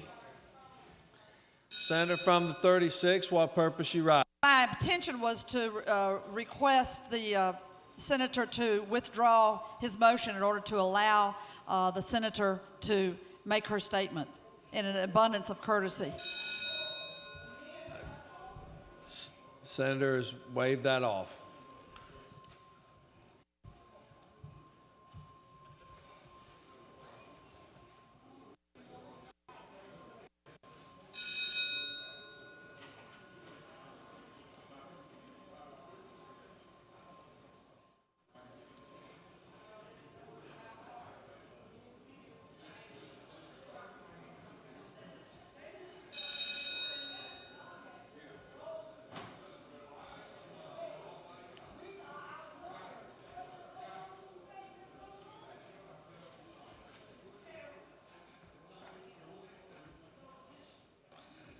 On the motion for the previous question, the yeas are 35, the nays are 19, and the motion has passed.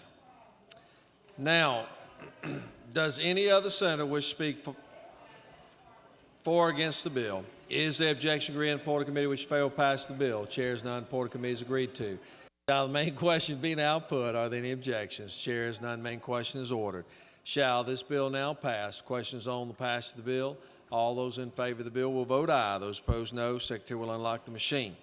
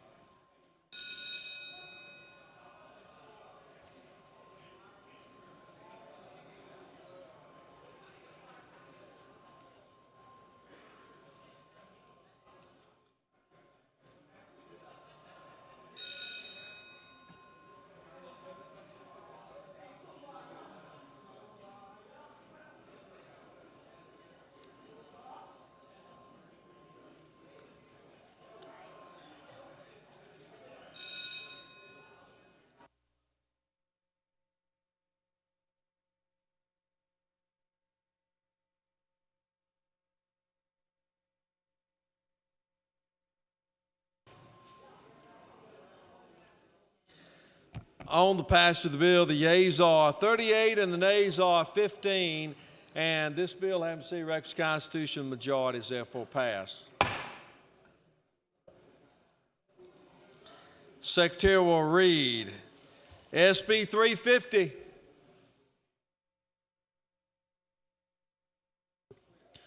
Senate Bill 350 by Senator Balfour, the ninth of others. Bill to be entitled, an act to amend Chapter 16 of Title 16 of the OCGA relating to forfeiture of property used in burglary or armed robbery and for other purposes. Senate Committee on Judiciary recommends that this bill do pass by substitute. Senate Judiciary Committee offers the following substitute to Senate Bill 350.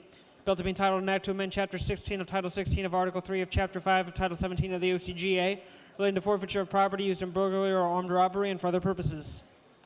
Chair recognizes distinguished Rules Chairman, Senator from the 9th. Present the bill.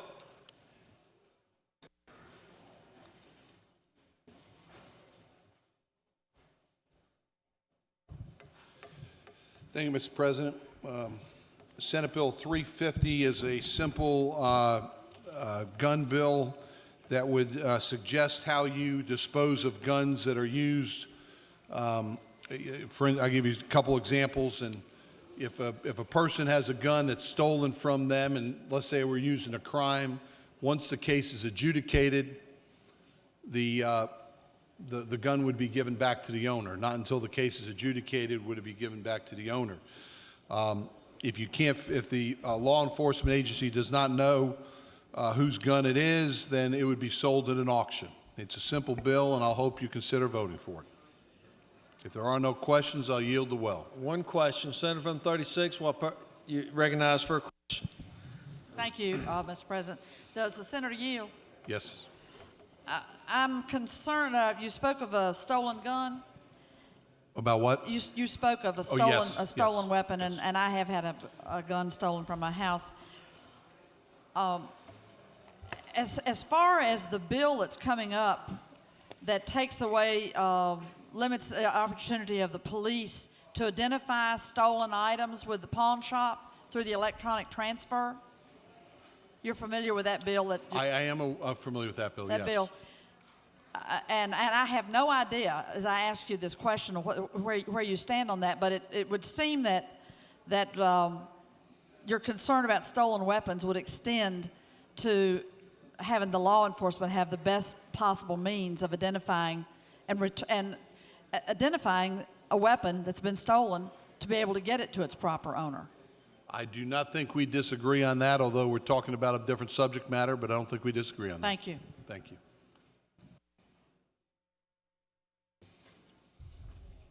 Chair recognizes Senator from 39th. Yes, sir. On page 1,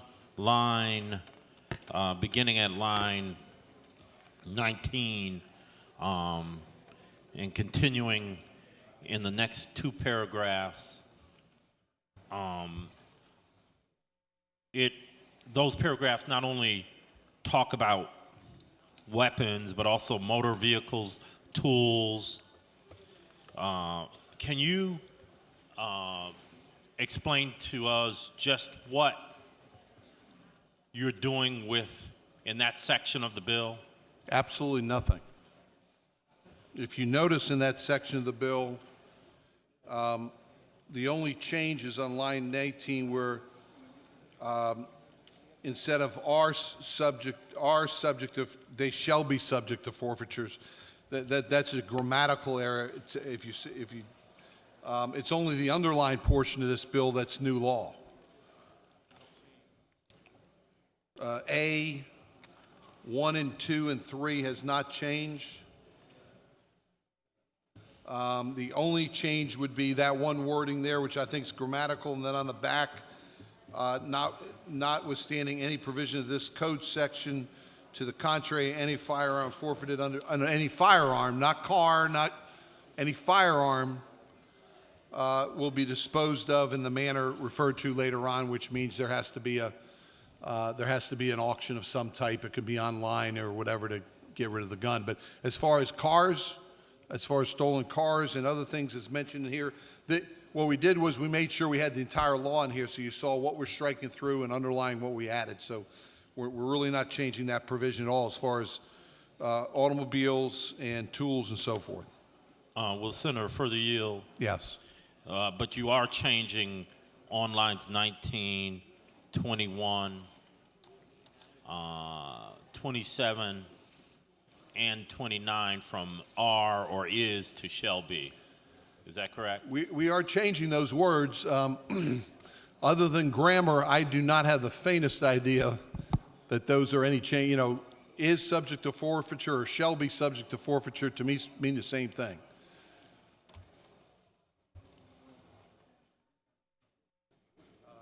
Chair recognizes Senator from the 26th, gentlelady from Macon. Thank you, sir. Will the Senator yield? Yes, ma'am. Thank you, sir.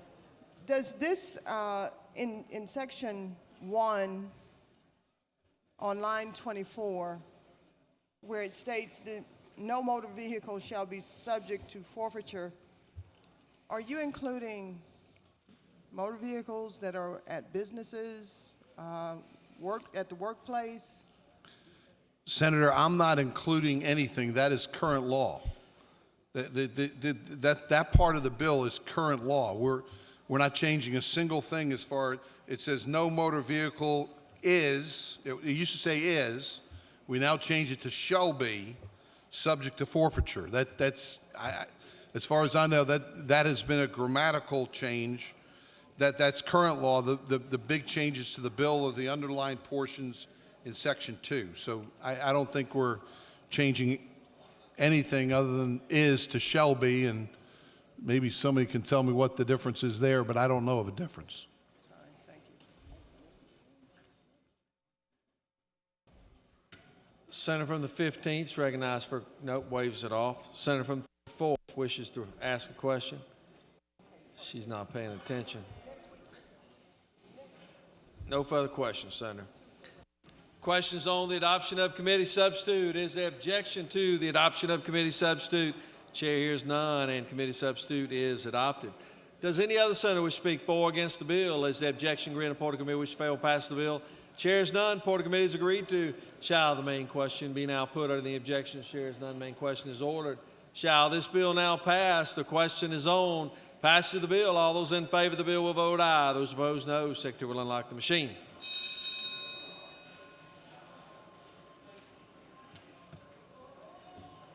I think we're fine with this next bill. Irene, I just want to be back for some of these others.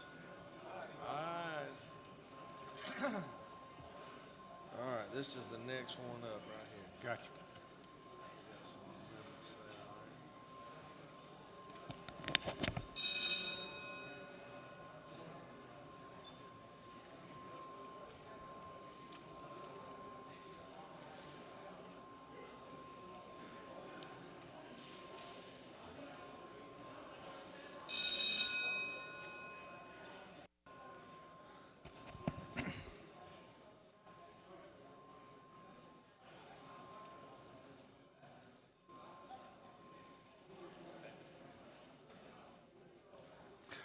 On the passage of the bill, the yeas are 49, the nays are 4. The bill, having received the requisite constitutional majority, is therefore passed. Secretary will read Senate Bill 493. Senate Bill 493 by Senator Louder, Mocha the 52nd, and others. A bill to be entitled an act to amend Part 3 of Article 4 of Chapter 11 of Title 16 of the OCGA relating to carrying and possession of firearms and for other purposes. Senate Committee on Judiciary recommends that this bill do pass. Senator Heath from the 31st offers the following amendment. Amend Senate Bill 493 by inserting after circumstances on line 3 to provide for a designation on a firearms license that the licensee has received firearm training, and by inserting after mandamus on line 10 and adding a new paragraph to subsection F to read, and by inserting after line 12 and for other purposes. Senator C of the 34th offers the following amendment. Amend Senate Bill 493 by inserting after circumstances on line 3 the following: to provide for the crime of carrying a firearm while intoxicated, by replacing a new code section on line 14 with 2 new code sections and for other purposes. Chair recognizes the senator from the 52nd. Speak to the bill.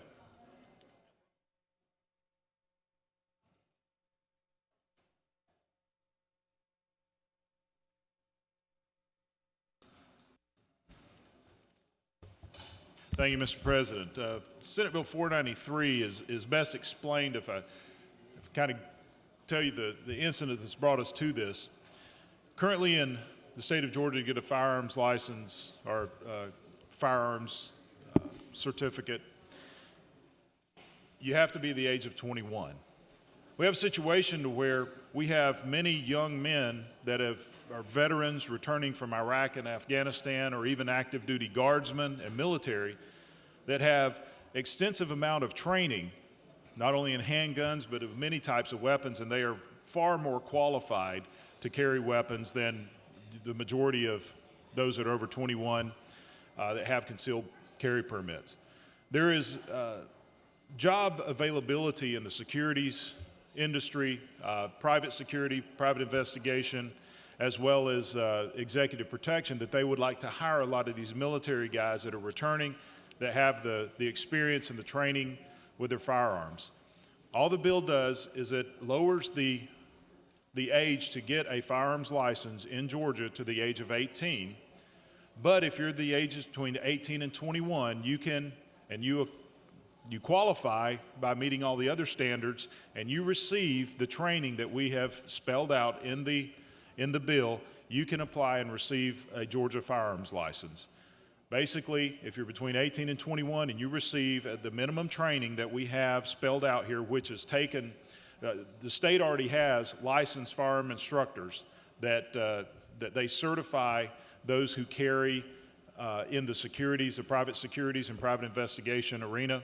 And so using those, if you take from a certified firearms instructor the minimum training, which includes training on Georgia law, when to use deadly force, gun safety, as well as range time, and you take that to the probate court and you meet all the other qualifications, then you can receive a concealed or a Georgia firearms license.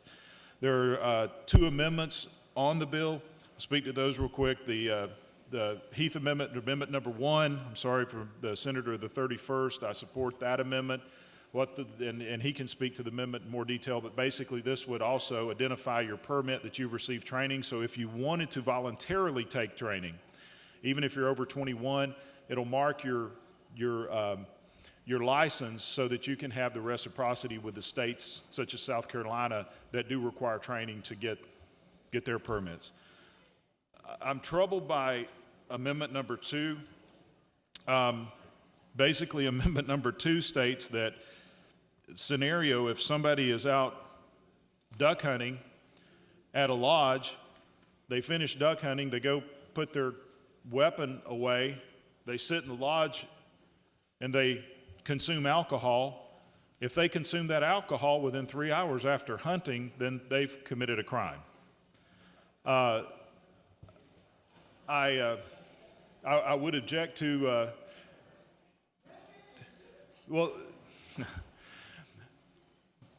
the way it reads is that you would be possessing, if you read the amendment, it says if you have consumed alcohol within 3 hours of possessing a weapon, So you could have already locked your weapon away in the gun safe, sat in the hunting lodge, and consumed alcohol. If that was within 3 hours of finishing your hunting trip, then you've committed a crime. I think what they've tried to do is model this after some DUI legislation, but it really doesn't fit.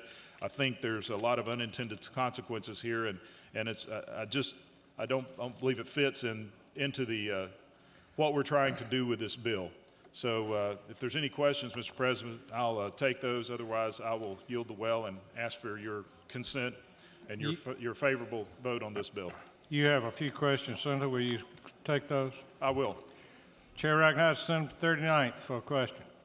Will Senator yield? I will, sir. When you were writing this bill, did you give any consideration? And by the way, if Senator will yield, you made reference in committee and this afternoon, you made reference to this, the idea of a returning yes, sir. War veteran who 19 or 20 comes back to the States, wants to work in a security firm, can't carry a weapon. Did you give any thought while authoring this bill to specifically that scenario? The bill as it's written essentially raises the age from 18 to 21 with training. I'm very sensitive to what you're talking about in terms of returning veterans. Right. Looking for employment, have expertise, have training. I mean, those returning veterans, I would think, don't even need any training at all, don't you think? Well, for the most part, the training that they're going to receive in the military, and it depends on the branch of the military. Of course, the Army, Marine Corps, they receive more weapons training than do the normal Air Force or Navy troops that are in training. But the training that they do receive in basic training normally exceeds the minimum standards we had here, except for the part that deals with Georgia law. And so in these fields, they will cover those in their training anyhow. So in reality, if a veteran comes back or he's received this training, if he receives that Georgia law part and shows his proficiency, he could get it. I am working with members in the House because, I mean, this is truly a bill that we've just been working on and created here. Nobody else is behind this. I've just seen a need. So I've been working with Legislative Counsel to get this drafted right. We're going to work with folks in the House to more clarify the military training to make it even more streamlined for them. Will the Senator further yield? I will. And I kind of, in my first question, got away from the core question that I wanted to ask, and that is, did you think, and I hear what you're saying, and I get the impression that you are thinking, but did you think of writing a bill which would more specifically grant that was the direction we started. Military. We did, and it was that scenario that brought me to this bill, and that's the direction we started. We're going on that, but we felt we needed to be a little more specific, and these requirements were taken right out of the Secretary of State's policies regarding the training of the security. This is the training that these security officers have to go through to receive their permit to be a private investigator or security officer. So that was something clear that we already had to target, knowing that the military training exceeds this. So like I said, to more clarify it, there may be some adjusting we need to do language, but yes, the answer is, yeah, we specifically had the military guys in mind doing this. Chair recognizes Senator 45th for a question. Thank you. Will the Senator yield? I will. Senator, is it not true that I expressed to you about, and I know this is a personal conversation, but I just want to get it on record, about the fact that in my district, I have several kids that are 15, 16, 17-year-old. They're the Hinton family from Tequila, Georgia, and one of those boys is in pre-Olympic trials to go to the Olympics. He's 16 years old. And I just want to make sure that as this bill is working, that you will take that into consultation, that there are many youth activities that belong to rifle clubs around the state. And I think consideration, these are expert shooters, and they should be given some kind of, I don't know what the word is, but they should, don't you agree, be given some kind of whatever, that they have been involved in these sporting activities for years and years and years, there's really no need for them to take a test. They're shooting globally around the world. Well, I do agree with you in principle there. There's a couple of things that make that a little problematic that I found out since we've had our conversation. One, to be clear, this only deals with what we would consider concealed carry. It doesn't require training if somebody 18 to 21 is going hunting and they're carrying a sidearm, as extra protection when they're hunting or whatever. This is only for concealed carry. The other issue we have with it is, from what we're finding out now, there is a federal law that prohibits possessing a concealed weapon if you're under 18. So we may be dealing with a supremacy clause issue dealing with under 18. But as I said, I'll be more than willing to work with you to see if there's anything within the scope of this that we can do. Thank you, Senator. Chair recognizes Senator 22nd for a question. 22nd, you have a question? Richmond?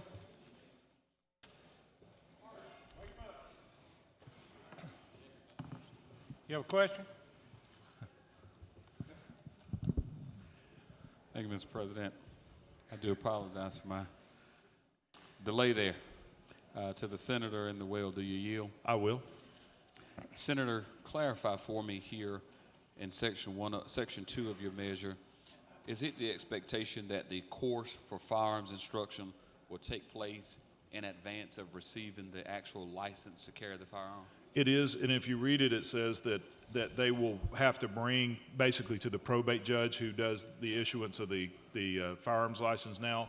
They would have to bring to the judge the certificate showing that they've received that training. And this is already established in the state of Georgia. We have certified firearms trainers that are already licensed by the Secretary of State, and they will issue a certificate with their seal and signature on it.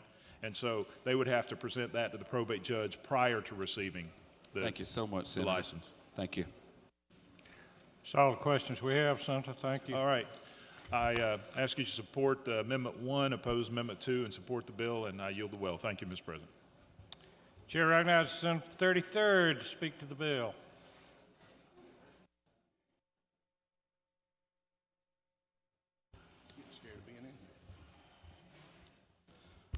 Thank you, Mr. President. Ladies and gentlemen of the Senate, I'm getting a little bit afraid being in here.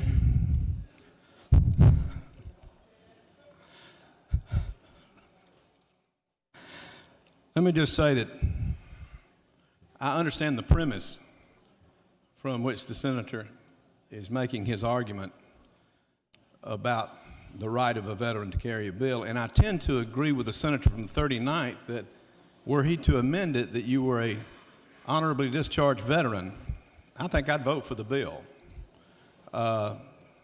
However, not having that in there would concern me for the following reasons. One is, there are some folks that are 18. Another is, there are some folks that are 18.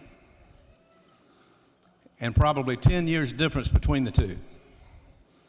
Now, I was in the United States Navy at 19, and I'm proud of my service and came out of the service honorably discharged, and I still think that I had several years under which I should not have access to a gun.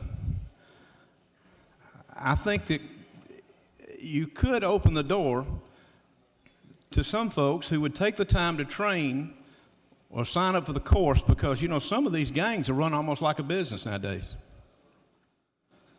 They've got balance sheets and checking accounts and maybe under some other name. But I don't know whether you wouldn't be putting the handguns and firearms in the hands of some gang members at 18 and 19 years old. And I would question the wisdom of that. I would say that it would make sense to me that if you can fight for your country, just as the senator is talking about, I don't disagree with him. I think you have the right to be able to own a firearm. I think now you can hunt when you're 15 years old. I think you can hunt if you're with your parents or fathers. I'm not sure. If I'm wrong, you can correct me. I know I did, and I don't know whether we broke the law or not, but I should say that any veteran ought to have that right. And I wish before we sent something that's not perfected yet to the House, I wish the senator would consider amending his bill to limit it to veterans of the United States service. If he does that, I can vote for the bill. If he doesn't, I can in good conscience vote for it. There are exceptions to who is mature at 18 years old and who is not. Sometimes people think that you ought to be 40 before you get married.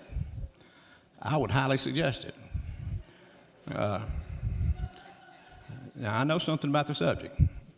But in all seriousness, I would hope that he would amend it to limit it to members of the armed services, because I think they have the right, they've earned it, they're trained, and I have no problem with that, but I can't vote for the bill because I feel like we're just leaving the door a little too far open.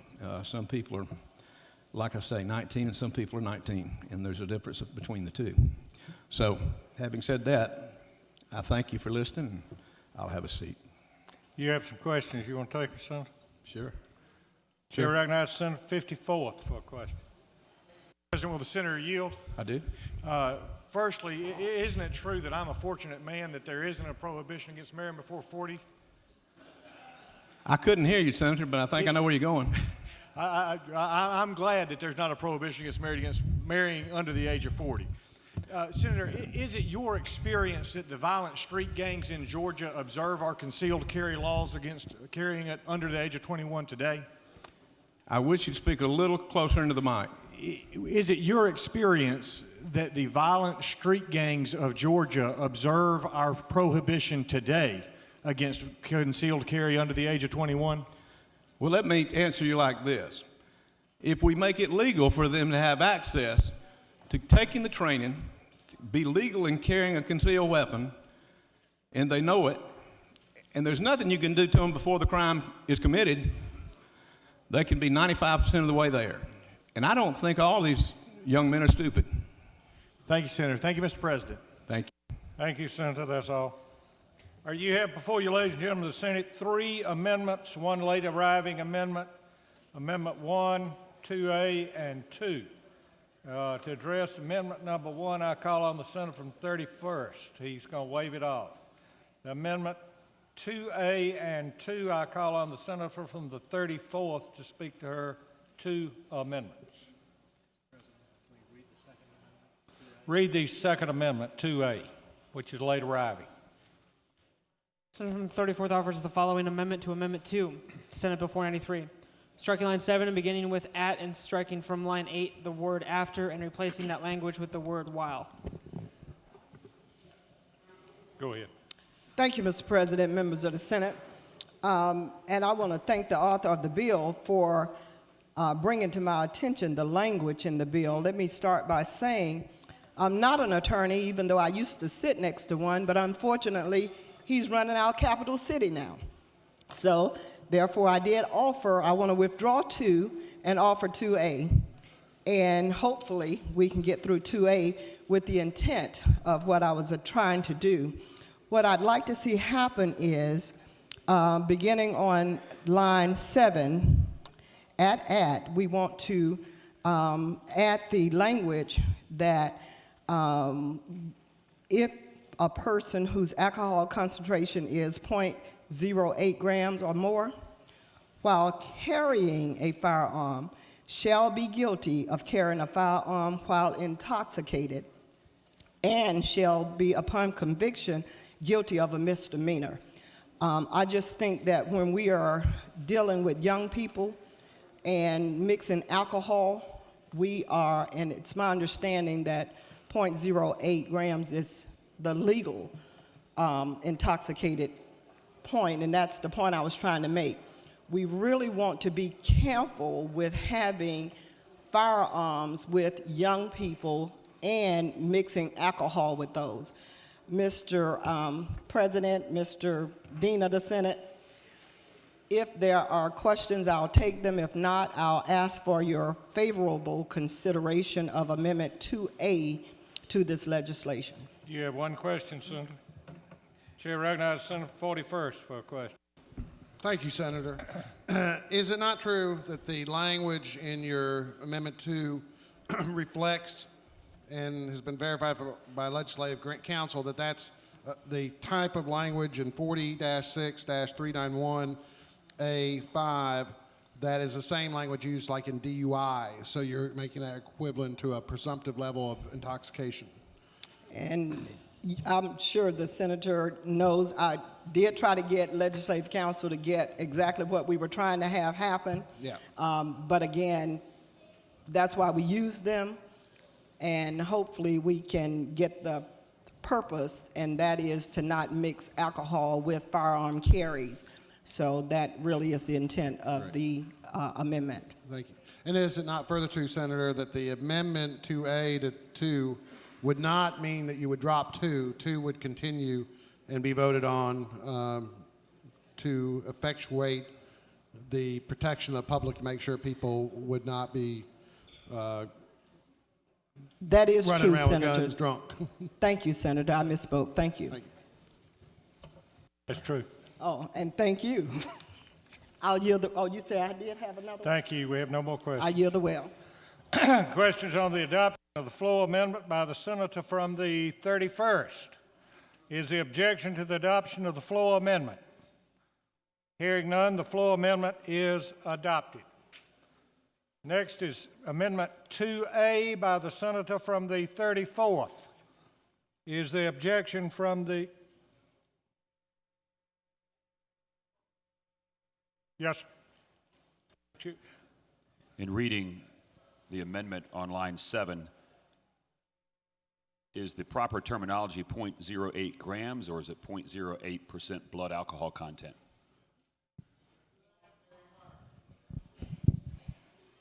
State your inquiry.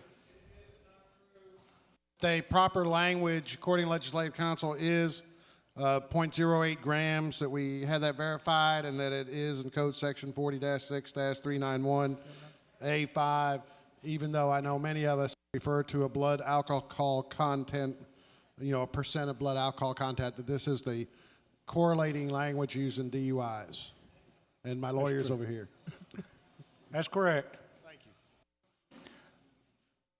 Questions on Amendment 2A? The questions on the adoption of the floor amendment by the senator from the 34th is 2A to the floor amendment. Is the objection? Object. The senator objects. All those in favor will rise, stand, and be counted. All those opposed will do. All right. Whoa. All those in favor, rise, stand, and be counted. 2A, ladies and gentlemen. Amendment 2A by the senator from 34th. Move the ayes and nays. 5 or more having voted. Call sustained. Secretary will unlock the machine.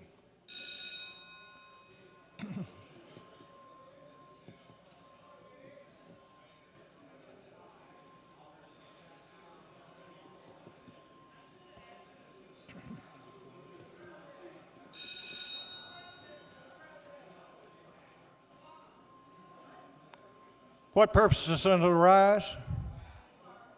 Yes, ma'am. State your inquiry. Is it not true that we need to make sure we take care of these young folk when they are trying to drink and carry firearms? Therefore, you should vote green on this bill, on this amendment? I'm sure the senator is passionate about what she speaks. Senator 33rd, what purpose you rise? Inquiry, Mr. President. Yes. Is there any way we could add a prohibition that no state senator shall carry a gun in these chambers? It's out of order, Senator.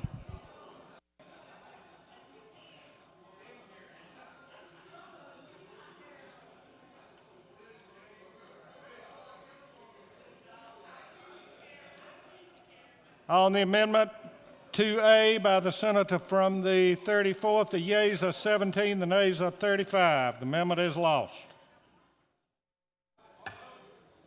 Secretary, is there a question on the adoption of the floor amendment by the floor amendment number 2 by the senator from the 34th? Amendment 2. We have an objection.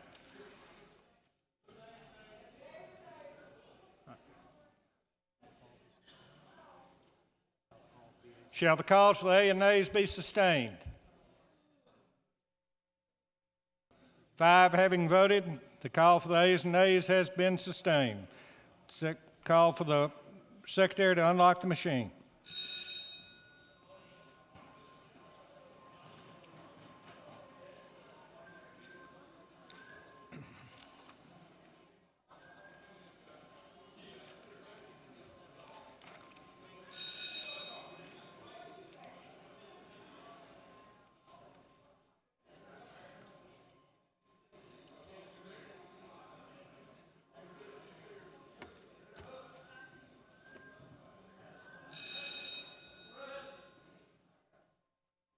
Chair recognizes Senator 57. Is it not true, Mr. President, that while I don't disagree with the idea of what they're trying to do with this amendment, it doesn't support the underlying premise of what we're trying to do with the bill? Author so states. Thank you.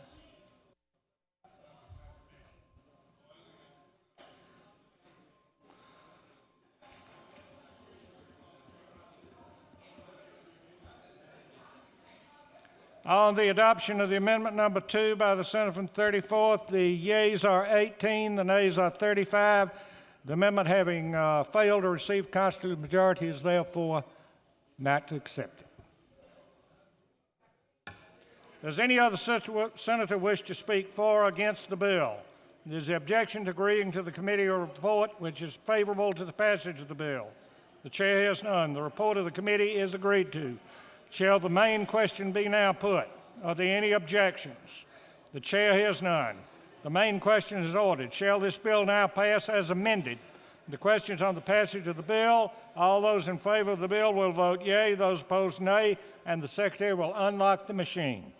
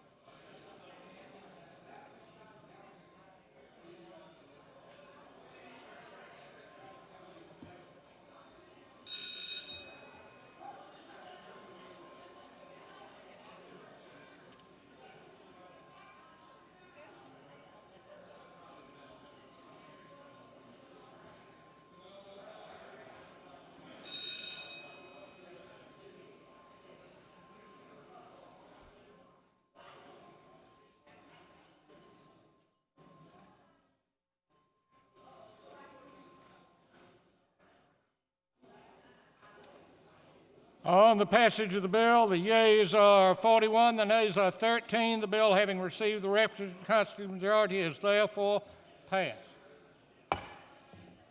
Secretary will read Senate Bill 432.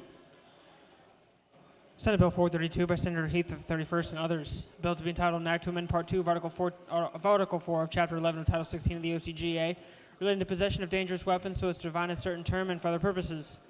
Senate Committee on Judiciary recommends that this bill do pass by substitute. Senate Judiciary Committee offers the following substitute to Senate Bill 432.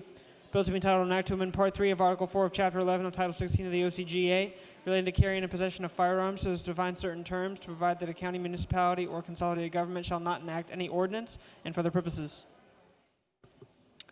Chair recognizes Senator 31st to speak to the bill.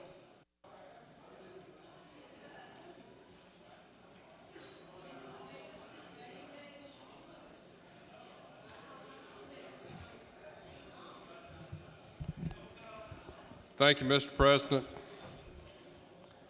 The former senator from the 26th that we all loved said on a few occasions, don't come in here rooting and tooting, and there won't be no cutting and shooting. Well, we've had a couple of gun bills. Now we got a knife bill. This is a very simple piece of legislation, though. This just allows local governments to adopt regulations up to the limit allowed by state law. I'd be glad to answer any questions if there are any. Chair recognizes Senator 39th for a question.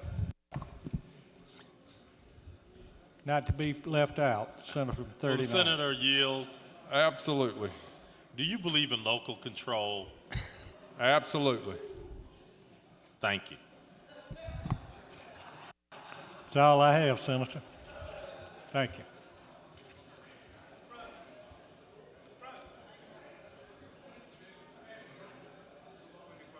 What purpose is on the 33rd rise?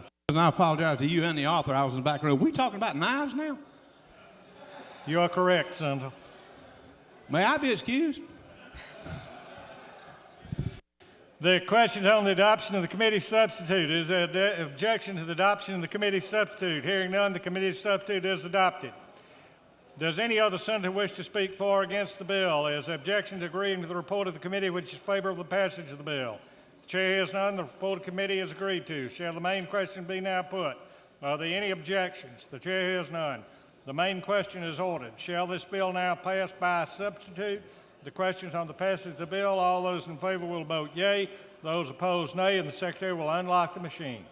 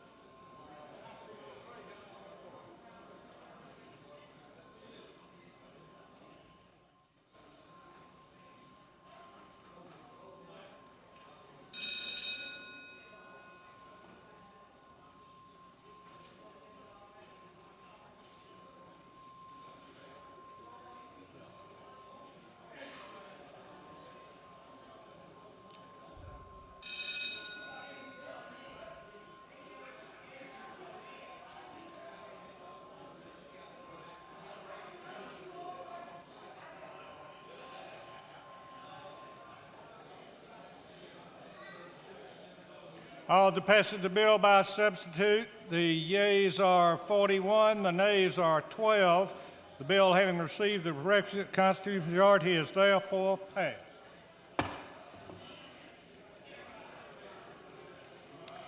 Secretary will read Senate Bill 471. Senate Bill 471 by Senator Hill, the 32nd, and others. A bill to be entitled an act to amend Chapter 29A of Title 33 of the OCGA relating to individual health insurance coverage so as to provide for legislative intent and for other purposes. Senate Committee on Insurance and Labor recommends that this bill do pass. Senator Ford from the 39th offers the following amendment. Amend Senate Bill 471 by inserting after provide on line 2 the following. That each individual accident and sickness policy sold pursuant to this article shall provide coverage for treatment of dependent children with cancer and provide coverage for autism to provide and for other purposes. Chair recognizes the senator from the 32nd to speak to the bill.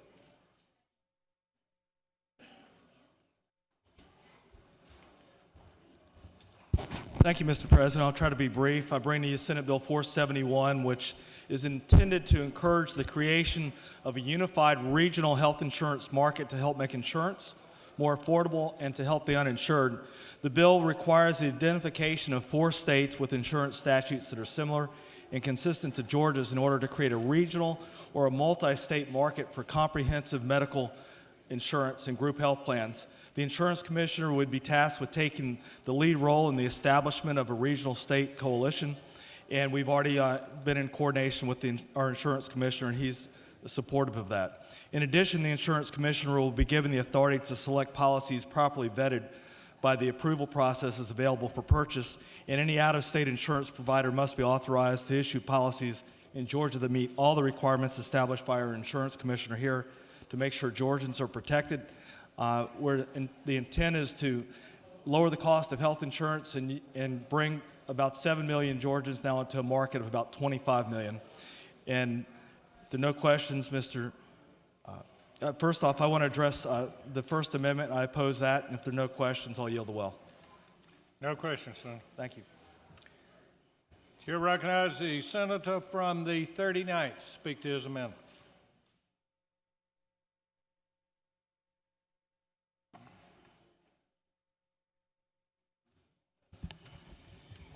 Mr. President, members of the Senate, you will remember that we have passed recently legislation which allowed the sale of insurance in this state from companies from out of state.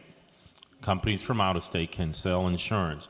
And we know that one of the problems with that is that oftentimes the policies that are sold by out of state companies do not include the requirements or mandates that we have here in Georgia.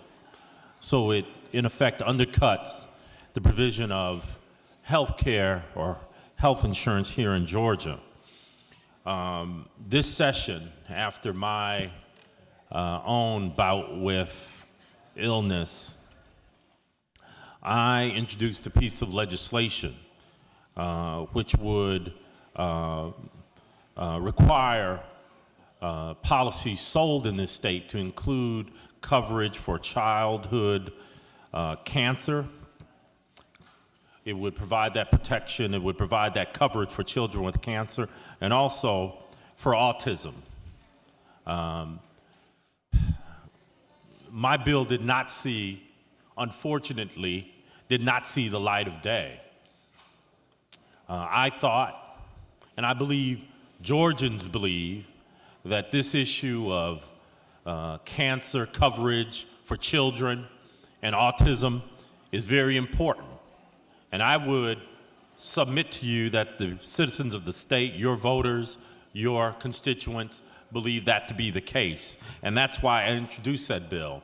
It's unfortunate that this legislative session we thought it more important to deal with so many other issues as opposed to this very important issue. Just think about it. There are children here in the state of Georgia who are battling cancer, who may not be covered, who insurance companies can skip over, can sell products that don't include protection for those children. I don't think that's right, and this piece of legislation would provide that children with cancer and autism be covered.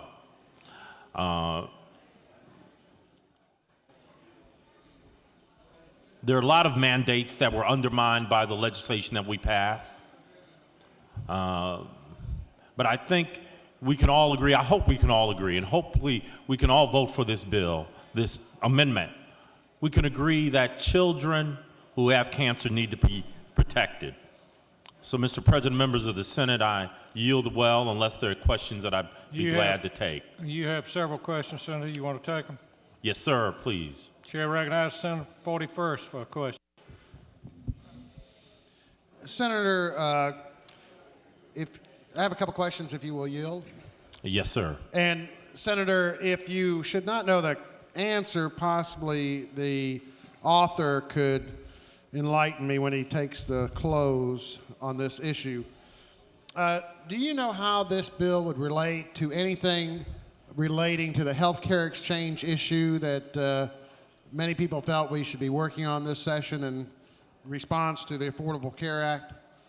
Well, I believe that the health exchange issue is a very important issue.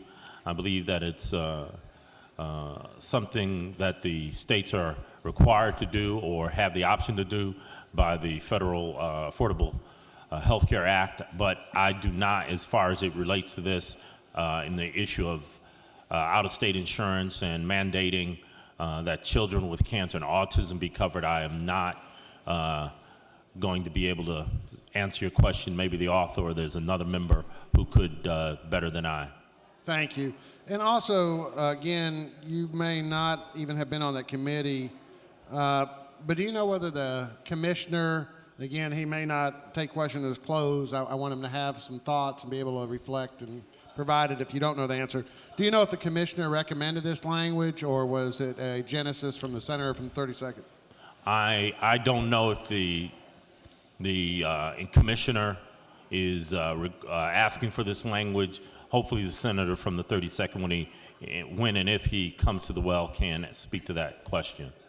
And Senator, if you'll further yield, do you have any concerns about this legislation actually widening the hole so that we could have more insurance products in the state that do not cover such important things as maternity and newborn care or mental health issues or as the one that you're trying to address, the cancer for children, do you have concerns that this is an expansion of eliminating necessary or needed protections for many of Georgia's citizens? I have that concern. I have a concern that we're headed in the wrong direction. I have a concern that we will be having more health care coverage plans that will not address the health care needs of the people of the state of Georgia. I do agree with you. Chair recognizes Senator 55th for a question. Senator Yield. I yield. Senator, do you know if what states we may partner with in this health care? No, I don't. And once again, maybe that's something that the senator from 32nd could address if he comes to the well to close. But the concern that I have, I think, is your concern, Senator, and that is that the coverage for children, the coverage for Georgians will be stripped bare increasingly by legislation of this sort. And I think this is a good beginning to try to make sure that our children are covered when they are buying health care insurance. Their families are buying health care insurance. With Senator Further Yield. Yes, ma'am. The other concern that I have, Senator, is that another state, for instance, Mississippi, it may not be as healthy as our state, so why would we want to partner with them? Well, that's a good question. Mississippi might not be the best partner in this situation. All right. That's all I have. That's it, son. Okay, thank you. Senator 32nd, you want to close?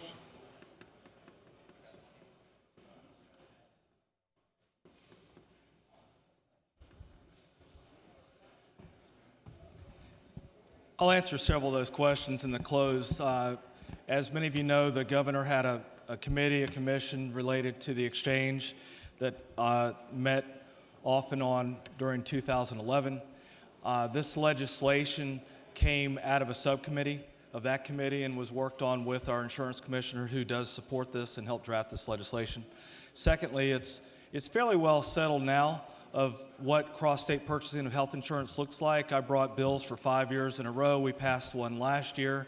And the difference, what this does is help to ignite the marketplace so that actually you can not just say that we'll take insurance from other states with our insurance commissioner, and this is important, our insurance commissioner signing off on what's approved in the state, but also that they'll take ours. And that's what this does, is it would set forth a system where they would also take our health insurance. But these mandates that you're talking about, you see in this bill, the cancer mandate is offered by a number of states. Autism is a mandate that we're not offering here in this state. We've had extensive debate a number of years ago, but one thing is important. Insurance companies today may offer those, and I'm not interested in opening up this debate to an autism debate. It's frankly not a mandate debate, because if it is about a mandate debate, Tennessee offers autism.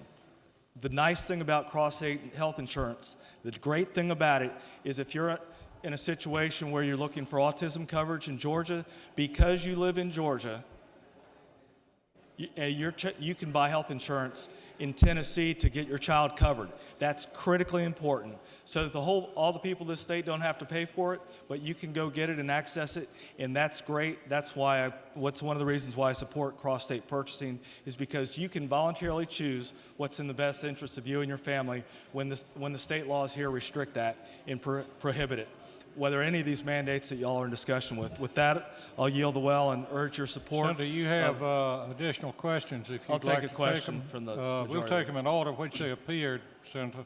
Senator 39th. Will Senator yield? Yes, Senator. Isn't it true that while you say that this is settled policy, that there are those of us who are, in a word, unsettled about this policy regarding mandates? Is that not true? You know, with which you speak, yes. Will the senator further yield? For one more question in the sake Yes, of time. sir. Can you give us an idea why you don't think that this amendment, which would require cross-state policy sales to include children, coverage for children with cancer, why that's not a good idea?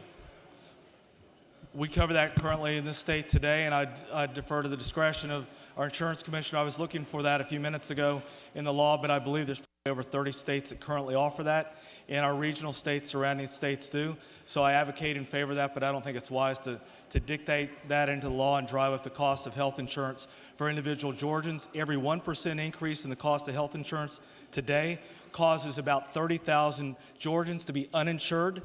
Uninsured, that's horrendous, and I strongly support advocating in favor of the uninsured, not against them. Chair recognizes Senator 21st. The senator does. Senator Yildiz. Amendment 1A, which you're supporting, would allow any insurance company to offer this coverage to any client or prospective client who wanted it, correct? That's correct, and they can do that today, so it wouldn't change the existing law.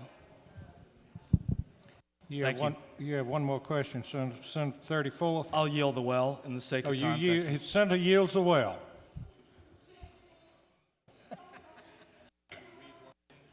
Do what?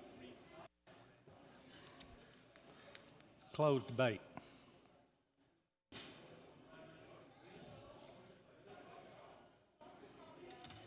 Let me call Thompson.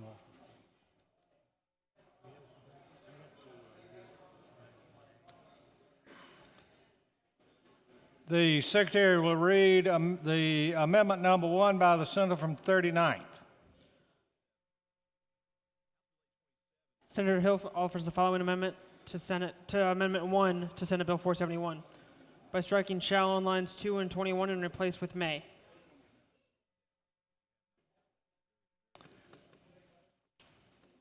The question is on the adoption of the floor amendment by the senator from the 39th.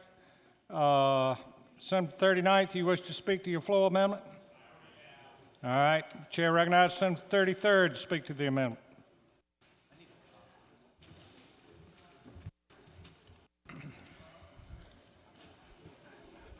Just to let you know, ladies and gentlemen of the Senate, Mr. President, thank you. I'm serious. We took away about 50 coverages from people who were sick and infirmed about 4 or 5 years ago. And we stood straight up and voted with the insurance industry. You took away coverage for all sorts of disease, things that were being treated, and what they did instead is provide an offering. You know what they're saying? They're saying, if you can afford it, we can treat your child. Yeah, you can buy insurance. That's what they're saying. And now you can buy it in Tennessee. It's going to be so convenient for you. Which, by the way, the interstate stuff, they don't have to follow Georgia law. You've got to get down to having a conscience here. You take away coverage for screenings of ovarian cancer, mammograms, child's cancer, it's crazy. You got to stop somewhere. And this is where I stop. You just make up your mind, where do you stop? And who's going to stand tallest or smallest? I yield. The questions on the adoption of a floor amendment by the author of the bill, the senator from the 32nd, listed as Amendment 1A. The floor amendment by the senator from the 32nd. Is there objection to the adoption of the amendment? Objection. All those in favor will rise, stand, and be counted. 1A.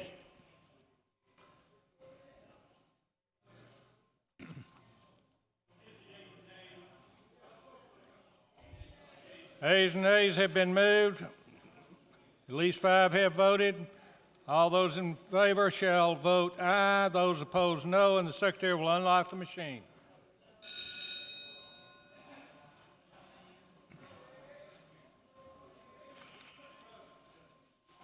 What purpose, Senator Rice? Parliamentary inquiry, Mr. President. Yes, sir. It is true you have an opportunity to vote with the citizens of Georgia or the insurance companies of America. Senator so states his position.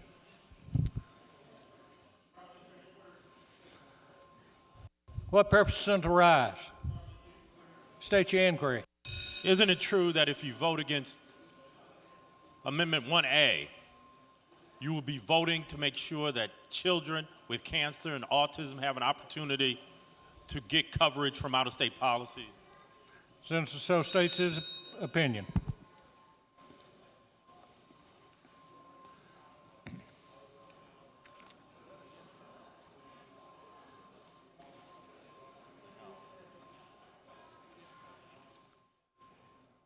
On the adoption of Amendment 1A by the senator from the 32nd, the yeas are 34, the nays are 17. The amendment having been adopted is therefore passed. Next, you have before you Amendment number 1 by the senator from the 39th. Amendment number 1 by the senator from the 39th. Is there objection? What purpose, Senator Rice? I'd like to make a motion to withdraw Amendment number 1. Unanimous consent to withdraw Amendment number 1. Without objection, the senator has that right. Ready for the bill? Ready for passage. Does any other senator wish to speak for or against the bill? Is there objection to agreeing to the report of the committee which is favorable to the passage of the bill? The chair has none. The report of the committee is agreed to. Shall the main question be now put? Are there any objections? The chair hears none. The main question is ordered. Shall this bill now pass? The questions on the passage of the bill. All those in favor will vote yea. Those opposed, nay, and the secretary will unlock the machine.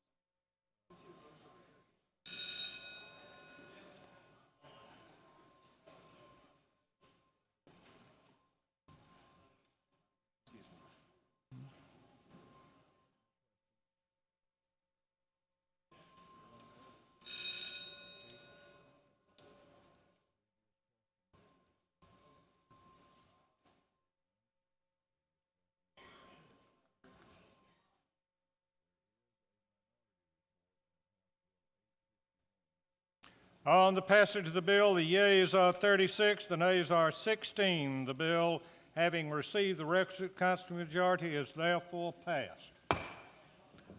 Secretary will read Senate Bill 489.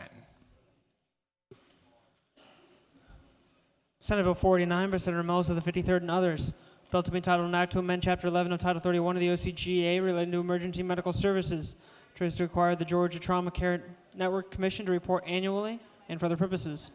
Senate Committee on Health and Human Services recommends that this bill do pass.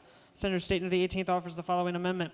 Amend Senate Bill 49 by deleting lines 19 through 21 and inserting in lieu of the following. Committee, such report shall provide an update on statewide trauma system development and the impact of fund distribution on trauma patient care and outcomes. Chair recognizes the distinguished senator from the 53rd to explain the bill.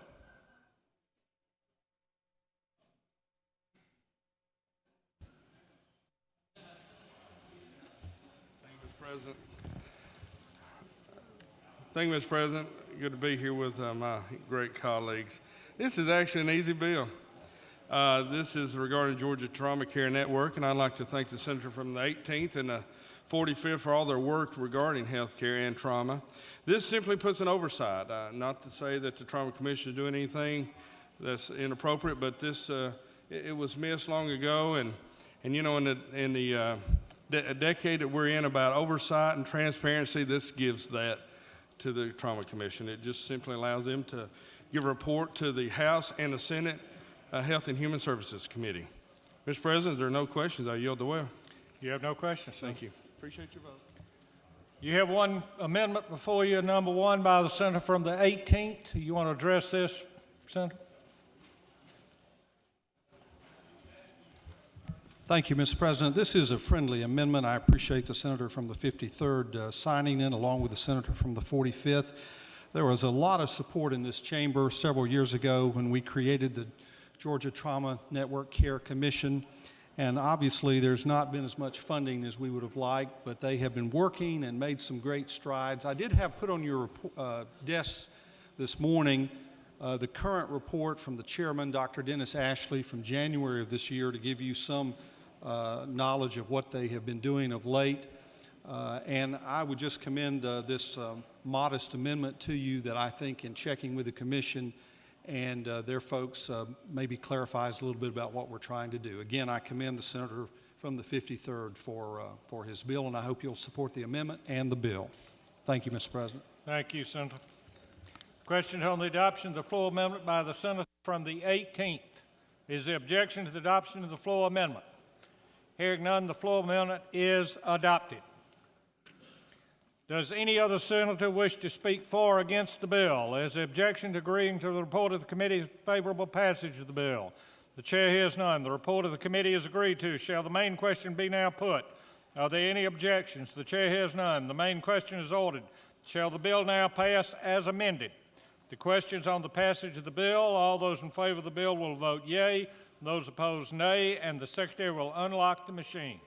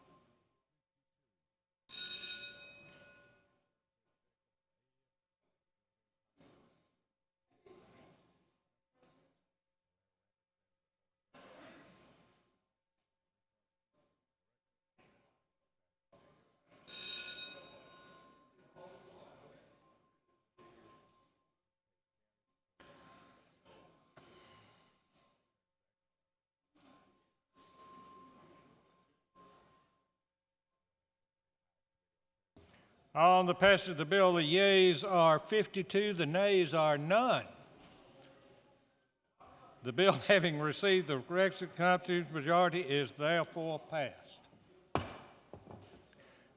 Secretary will read Senate Bill 492.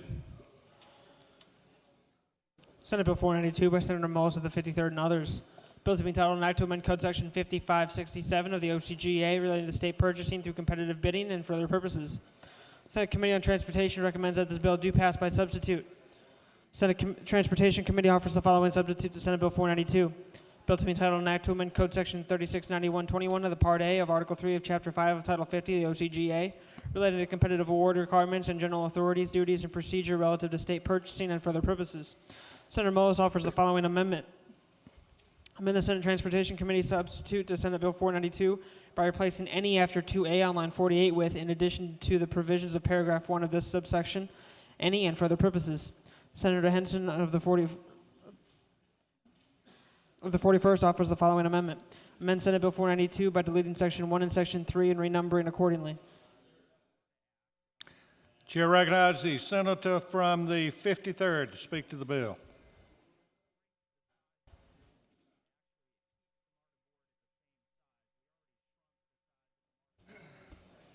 Thank you, Mr. President. Ladies and gentlemen, I have great news for you. This bill marks the halfway point on our schedule. Congratulations.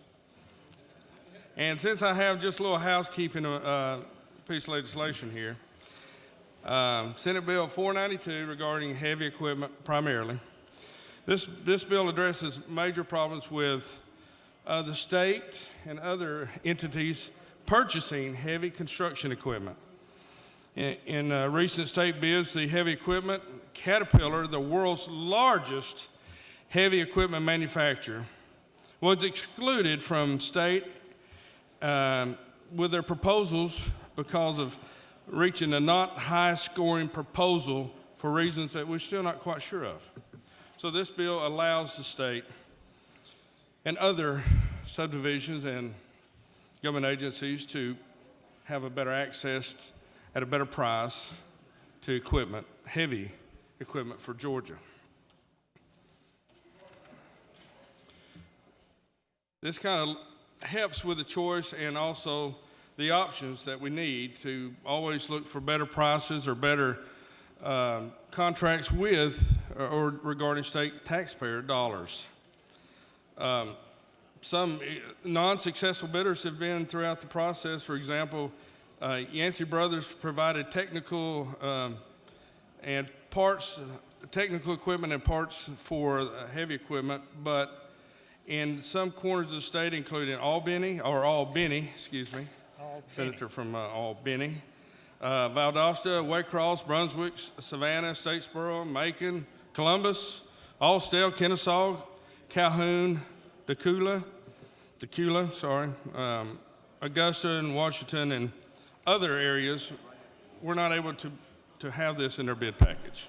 So this helps deal with that in a much better way. It allows the state and cities and counties the right to buy Cat or John Deere, Komatsu, sure, or JCB and other major equipment components and major earth-moving equipment.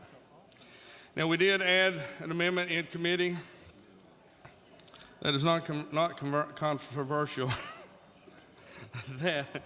that creates neutrality in government.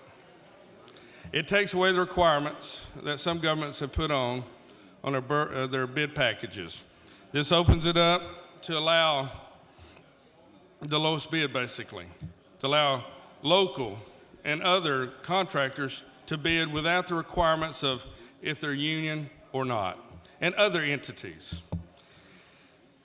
The fair and open competition or competitive process for government contracts will be a level playing field now.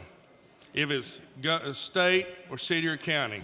Federal, we still have all guidelines that we're not able to supersede, but here, this bill opens it up with the amendment that was a committee amendment to allow a balanced playing field. It protects taxpayers and ensures fair and open competition in public works construction projects. And Mr. President, I could go on and talk about this bill, but I know there's so many people that want to talk about this bill. I'll be glad to answer any questions. You do have some questions. Okay. Chair recognizes Senator from the 47th for a question. Thank you, Mr. President. Would the senator from the 53rd yield? Yes. Could you tell me what the definition of heavy is? Of what? Heavy. I think you may know more about heavy than some of us, so I thought it would be good for you to explain that. Mr. President, I'm having trouble distinguishing the type of question. I would not yield and go to the next question. Chair recognizes Senator from the 6th for a question. Thank you, Mr. President. Would Senator yield for a question? Yes, sir. Senator, is it not true that, if I'm not mistaken, this underlying substitute that was done to your bill in committee was not something of interest to you specifically, that this was not originally something added to your bill that you did, that was added by members of the committee? Senator, would you repeat that? I had trouble hearing you. I'm sorry. My question, Senator, is the underlying bill, what was added to the bill, was not originally part of your legislation? That is correct. It was an addition actually from a House bill. Correct. This was not something that you, Senator, yourself had originally had in the bill. Is that correct? That is correct. I just want to make sure. Senator, a question, if you yield again. My understanding, if I ask, is that you say this leaves open and fair for everyone. My understanding is that currently what is going on in a particular county is just requesting anyone, be they union or non-union, to basically help train local people and employ local folks, is my understanding. Are you aware of that, Senator? No, I wasn't. Okay. Thank you, Senator. All right, thanks. Mr. President, are there any other questions for this no further remarkable? questions. Oh, great. No. There are several amendments. In Amendment 1, I would support. Be glad to come back and talk about the rest. Thank you. Chair recognizes Senator from the 41st to speak to his amendment.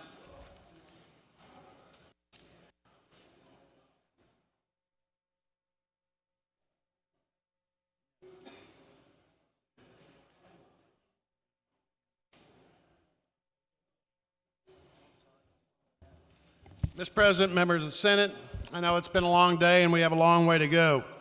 That's why I'm kind of surprised that with the efficiency and intelligence of the members of the Senate, that we feel it's necessary today to have two bills that on the calendar with the same content in them.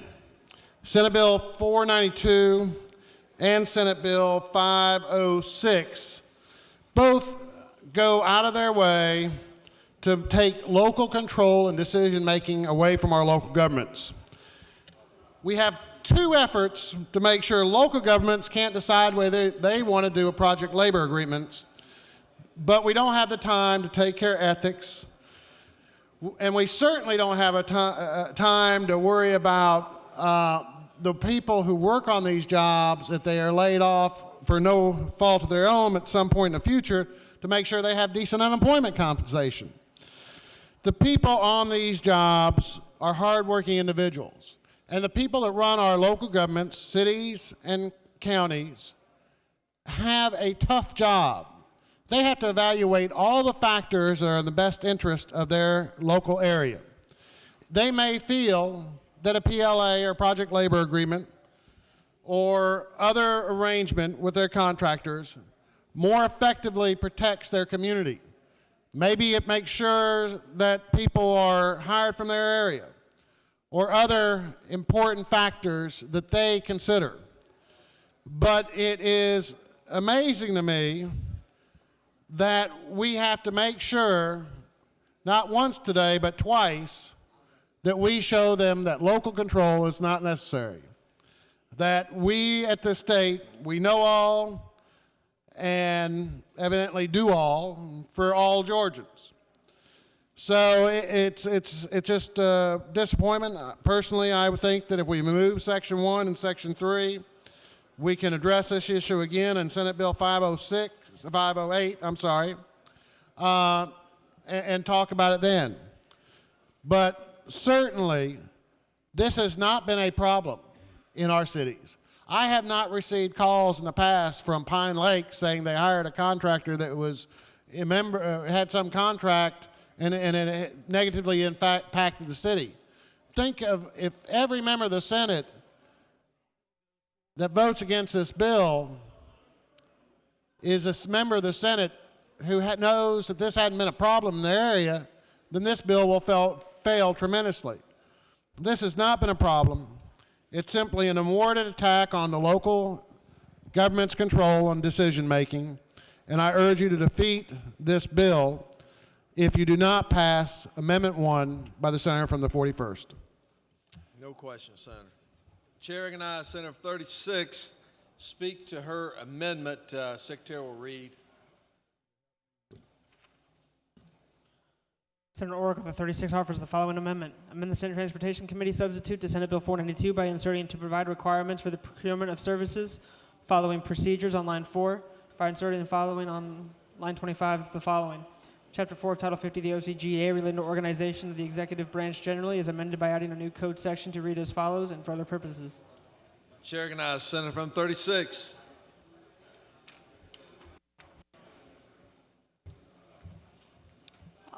Thank you, Mr. President. The amendment that will be before you and on your desk shortly would simply add language that provides when our state agencies contract for services from an outside contractor, that those services would be provided here in the domestic economy of the United States of America. This is a jobs bill. This is about bringing jobs back from offshore. This is about having our state agencies make contracts that ensure that the work is done here and not on another continent.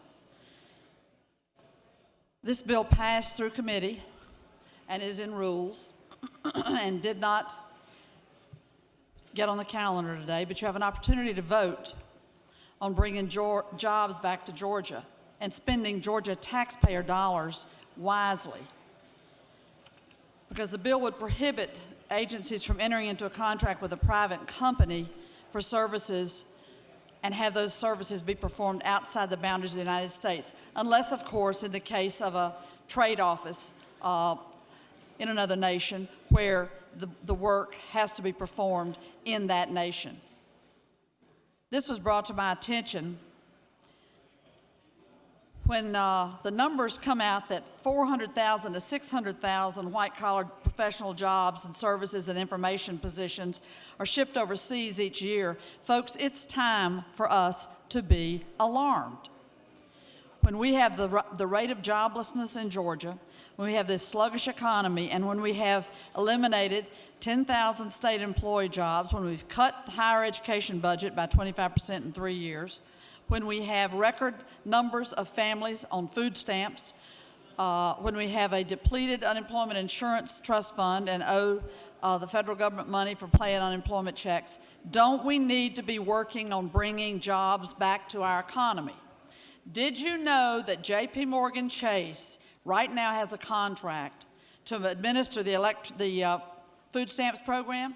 And if you call up on the website, if you go and call the number that you're instructed to on the website, you will be speaking to someone for whom English is a second language and they live in another country. And if you ask them where they live, they say it's a security issue and I cannot reveal that. If you ask them what continent they're on, they will repeat that fact. This is a security issue and I'm not allowed to reveal that fact. Well, the truth, folks, is that right now, because we haven't got this measure in place, we contract with a private corporation. We use Georgia taxpayer dollars.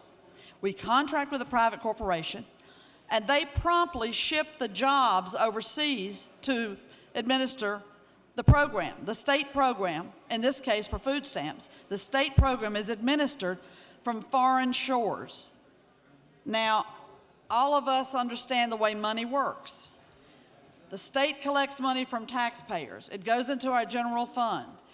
An agency is allocated that money. The agency uses that money to make a contract with a private vendor for services. That's Georgia taxpayer dollars going to a private corporation, and then they, in turn, set up an operation on a far shore and pay somebody else in somebody else's economy with our Georgia taxpayer dollars. And get their nice profit off the top as well. This amendment, very simple, would require that those contracts for services with our taxpayer dollars be performed here in the domestic economy. It's called bringing the jobs back home. And I tell you what, I haven't seen a presidential debate yet this year that doesn't talk about this. We've got to create jobs. We've got to build the economy. We've got to bring the jobs back home. But right here in the state of Georgia, we're spending taxpayer dollars abroad where call centers are run for Georgia citizens with Georgia benefits paid for by Georgia taxpayer dollars. And it's not doing a dang thing for our economy.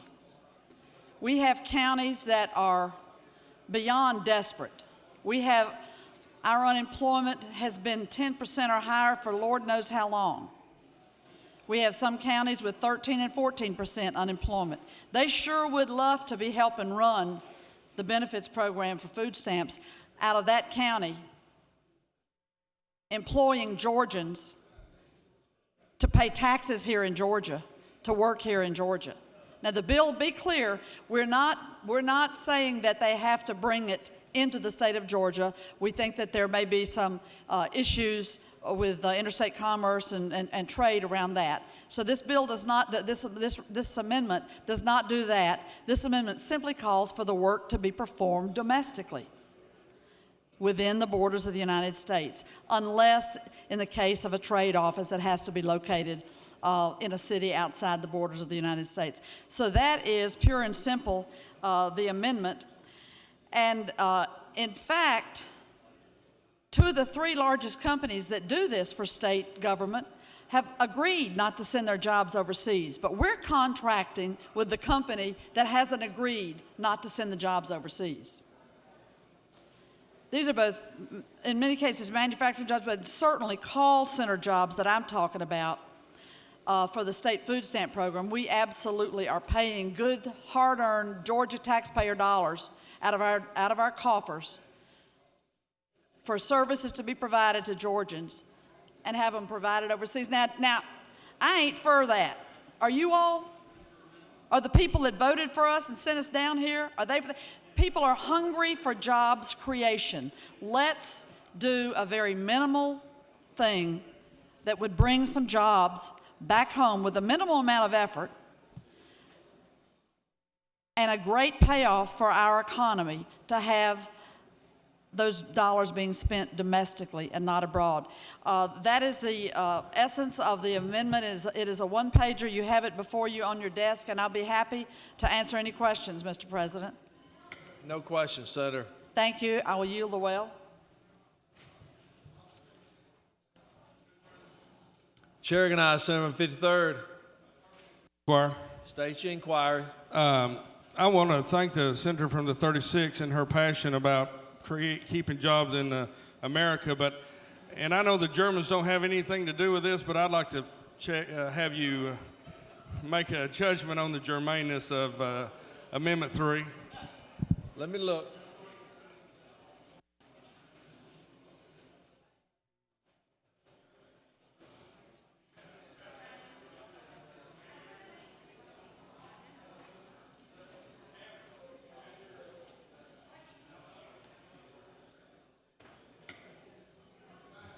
Chair would have to rule it germane, Senator. It is germane.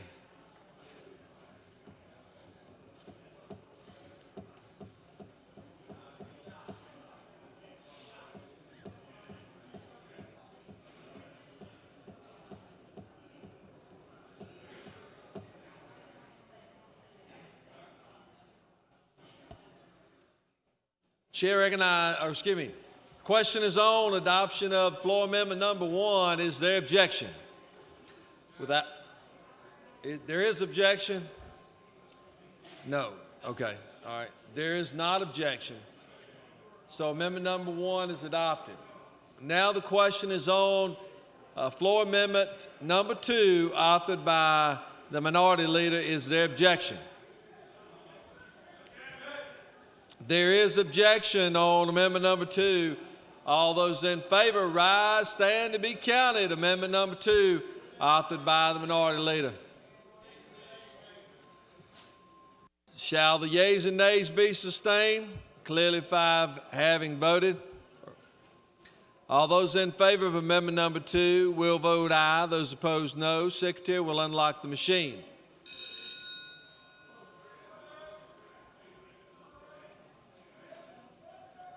You are voting on amendment number 2, which is authored by the senator from the 41st.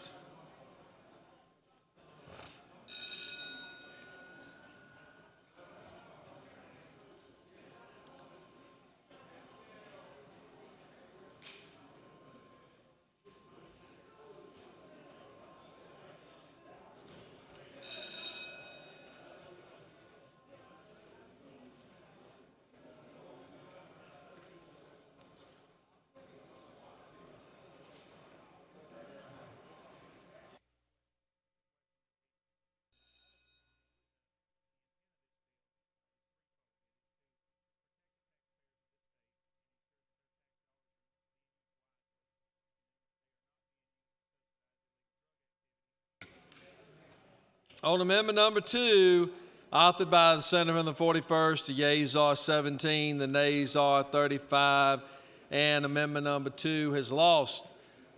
Now we go to amendment number 3. Is there objection? There is objection on amendment number 3, authored by the senator from the 36th. Senator from 36, what purpose you rise? I'd like to call for the yeas and nays so we can vote for jobs All those for Georgia. in favor will vote aye. Those opposed, no. Secretary will unlock the machine. Amendment number 3, authored by the senator from the 36th.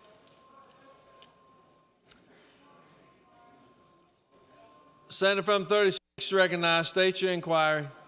Is it not true that a yes vote for this amendment will bring jobs back from offshore into our economy and be good for Georgians and be the best and wisest use of our tax dollars? No, the senator has great passion for which she speaks. Thank you.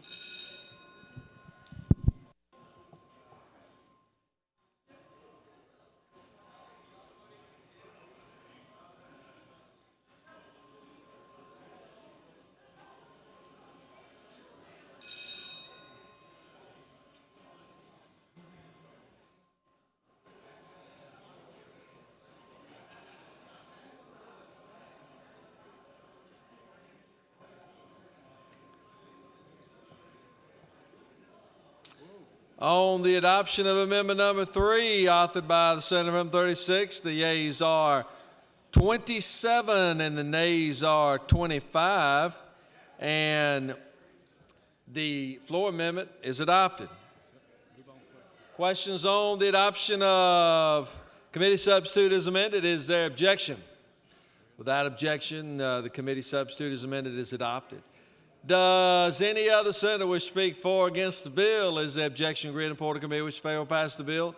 Chair hears none. Port Committee is agreed to. Shall the main question be now put? Are there any objections? Chair hears none. Main question is ordered. Shall this bill now pass? The question is on the passage of the bill. All those in favor of the bill vote aye. Those opposed no. Secretary and lock the machine.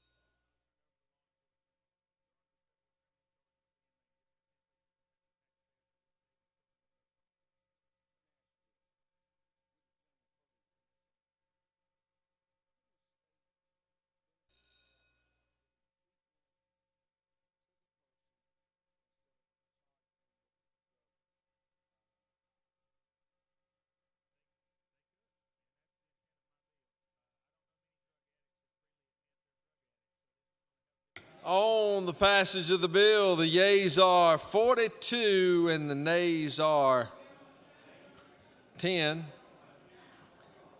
This bill, MC Rex Constitutional majority, is therefore passed. Secretary will read SB 506.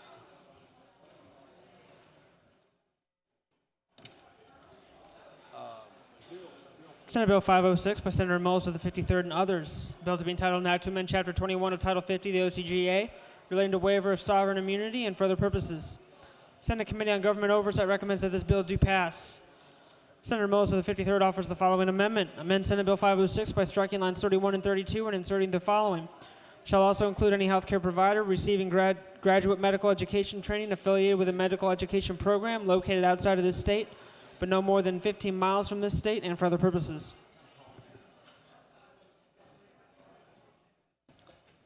Chair recognizes Senator from the 53rd.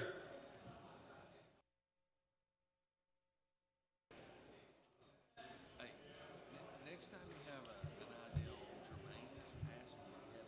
Ask your counsel. Who? Over there.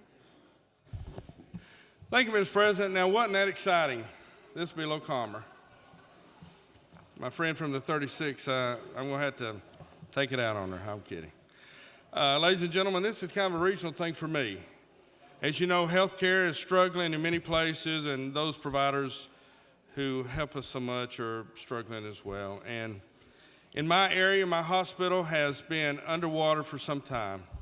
So they made an agreement with the nearest Level 1 trauma center to my hospital, Hutchinson Medical Center in Fort Oglethorpe, which is 4 miles maybe from the state line, to Erlanger, which is probably 10 miles on the other side of the state line. They're our nearest Level 1 trauma center to us. Now, in Georgia, it would be across the street here at Grady, but you know that golden hour would be missed if we had to come to Grady. This gives us the ability to have resident doctors from Erlanger to teach or to learn through the residency in Georgia in my hospital. We got this bill late. We still need to perfect it. I'm working with all sides to do that. I need your help, and I appreciate your favorable passage on this bill as amended on amendment number 1.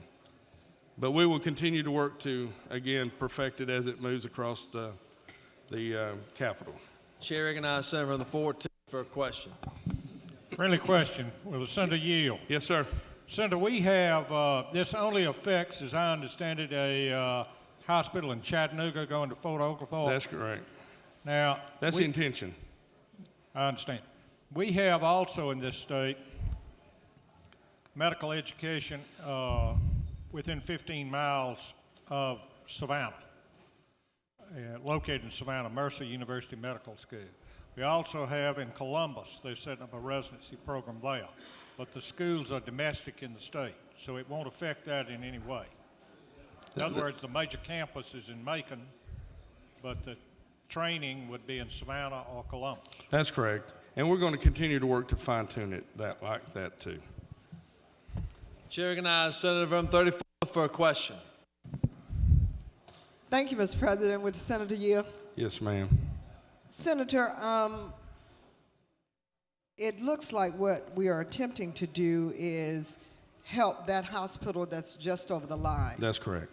And will the senator further yield? Certainly. Senator, so what this seeks to accomplish is allowing residents to now do their practice over the state line and giving them immunity? Well, yes, it does. It gives them immunity, and of course the hospital takes the burden in this amendment. However, we're working again to continue to improve it. Thank you, Mr. President. I mean, Mr. Just call me Senator. Senator, thank you. No further questions, Senator. Thank you. I appreciate your help on this. And again, you have my pledge to continue working with each and every one of you to help perfect it as it moves along. Thank you. Thank you, Senator. Questions on the adoption of amendment number 1 authored by the senator from 53rd. Is there objection? Without objection, the floor amendment is adopted. Does any other senator wish to speak for or against the bill? Is the objection granted? Report of committee which fail pass the bill. Chairs none. Report of committee is agreed to. Shall the main question be now put? Are there any objections? Chairs none. Main question is ordered. Shall this bill now pass? Questions on the passage of the bill. All those in favor of the bill vote aye. Those opposed no. Secretary like a machine.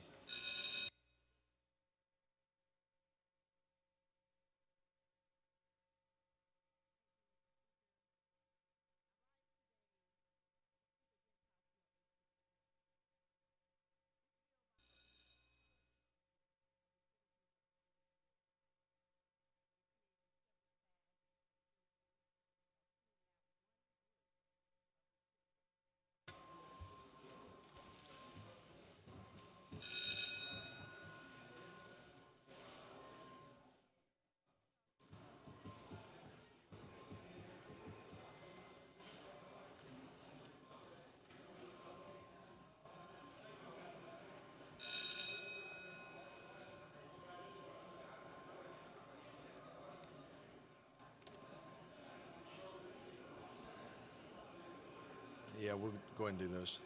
On the passage of the bill, the yeas are 49 and the nays are 3. And this bill, having received constitutional majority, is therefore passed. Secretary will read some House bills. We'll get them assigned. House Bill 247 by Representative Neal of the 1st and Health others. and Human Services. House Bill 450 by Representative Sims of the 169th and Finance. others. House Bill 979 by Representative Jones. Education. House Bill 868 by Representative Collins of the 27th Economic and Development. others. House Bill 100 by Representative Peake of the 137th and others. Judiciary Committee. House Bill 818 by Representative Parsons of the 42nd. Finance. House Bill 872 by Regulated Representative. Industries. House Bill 1080 by Representative Purcell. of the- Veterans. Through the order, Mr. President. Secretary will read H.R. 873. SR 873. Isn't that the... Senate Resolution 873 by Senator Mills of the 53rd and others. A resolution honoring the life of Mr. Burt Ward and dedicating a bridge in his...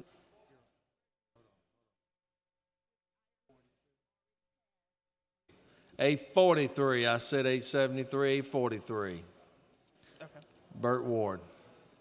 Senate Resolution 843 by Senator Mills of the 53rd. Resolution honoring the life of Mr. Burt Ward and dedicating a bridge in his memory and for other purposes. Senate Committee on Transportation recommends that this resolution do pass by substitute. Senate Transportation Committee offers the following substitute to Senate Resolution 843. A resolution dedicating certain portions of the state highway system and for other purposes. Chair recognizes Senator from the 53rd. Mr. President, this is the last time you'll see me up here tonight. Hey, keep your seats, keep your seats. This is Senate Resolution 843, and this is our road dedication and bridge dedication, intersection dedication bill. And it has, we've rolled everybody's request into this one. It has road dedication for the senator from the 53rd, 43rd, 21st, 23rd, and 22nd. So, Mr. President, I would ask favorable consideration. If there are any questions, I'd be glad to answer those. If not, I yield the way. No question, Senator. Oh, there's a question. Nope, no question. Question on the adoption of committee substitute. Is there objection?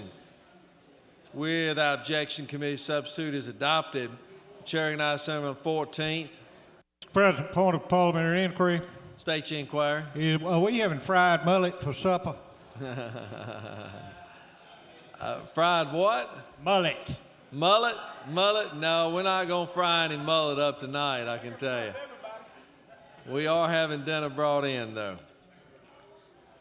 Does any other senator wish to speak for or against the resolution? Chair hears none, and all those in favor of the resolution will vote aye. Those opposed, no. Secretary will unlock the machine.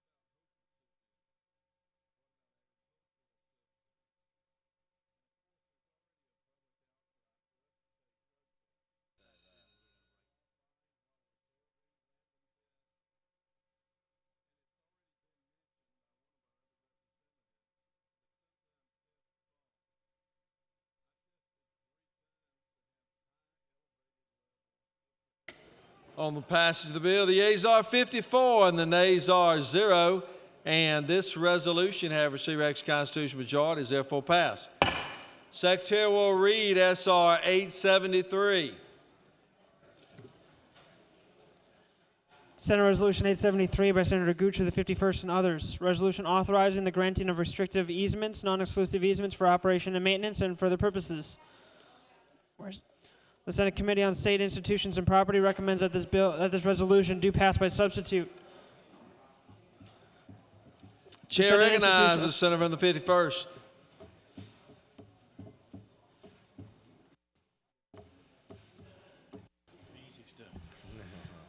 Good evening.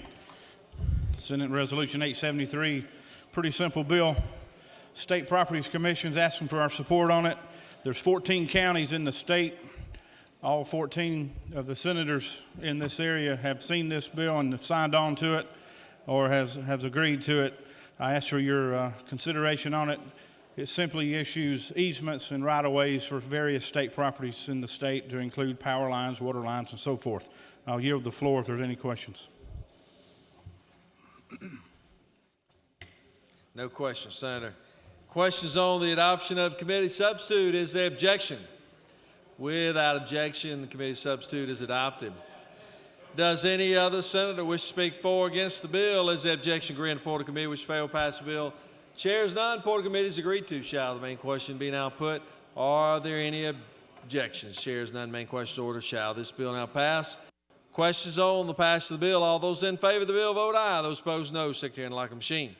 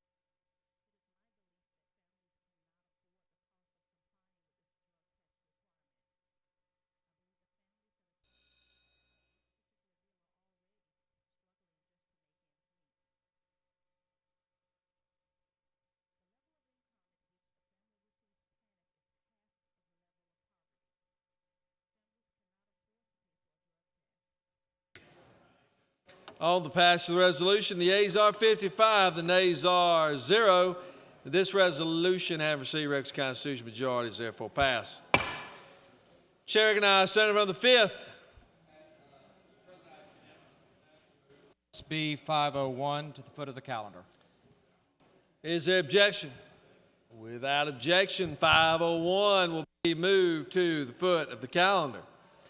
Secretary will read Senate Bill 379.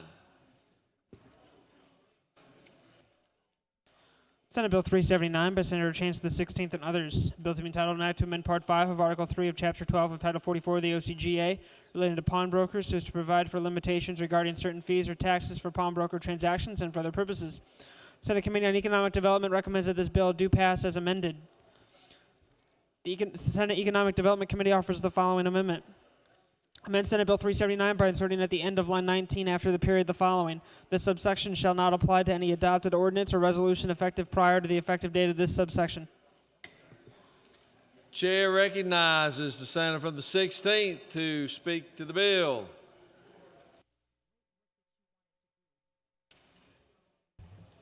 Thank you, Mr. President. Ladies and gentlemen of the Senate, I rise today to present Senate Bill 379. And what we're doing with this bill is attempting to stop the expansion of a tax or a fee being imposed by local jurisdictions on pawn shop transactions. We passed this bill out of the Economic Development Committee. We passed this bill 4 years ago in this chamber by a vote of 51-3. And we amended this in committee to grandfather in the cities and counties that are already doing this. And I'm happy to go through and answer questions and go through the specifics of the bill and answer any questions, Mr. President.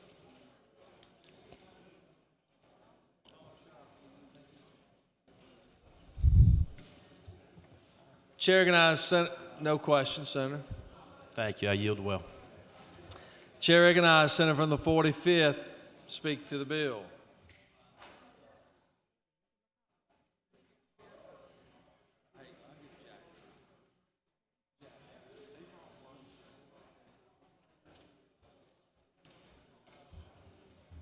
Thank you, Mr. President. I rise to speak against this bill because it's my theory after serving in local government that if the system's not broken, why go ahead and try and change it? And I don't believe this system is broken. I have checked in my particular county, which is Gwinnett County, which has used private companies to assist them in the pawnbroker field. And in 2011, they charged 20 cents per transaction. Now, someone can come into a pawnbroker's office and they can bring a box of goods, and in that box there may be 10 products. Say you have a chainsaw, a drill, a hammer, or whatever, but they only charge per customer. 20 cents per customer. It's not 20 cents for the chainsaw, 20 cents for the hammer, or 20 cents for the drill. And in that time last year, they produced $18,988.40.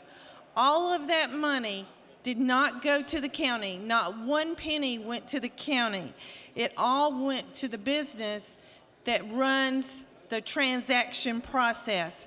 That particular name of the contract that Gwinnett County has is BWI.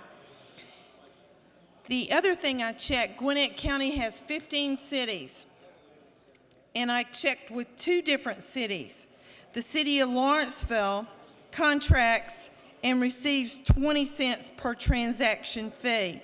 There were approximately 3,000 transactions per month generated in the city of Lawrenceville. There is no financial benefit to the city of Lawrenceville. Our benefit is for our police department to have online access. This has been a very successful activity in finding criminals, and that was from the city manager in Lawrenceville. The other city that I checked with is the city of Norcross. They also have the same process. When they took over from Gwinnett County in mid-2010. The one thing they did tell me, and this is very important in this process, they said in 2010 they had 8 suspects who pawned approximately 22 items, and in 2011 they had 31 suspects pawned approximately 55 items. In 2012, when they started using the online process, they had 3 suspects pawned approximately 5 items as of 3/7/2012. So I guess what I'm asking you is to evaluate the current system. The current system is to go after the criminals, and I believe it is a good process. I believe it's local control.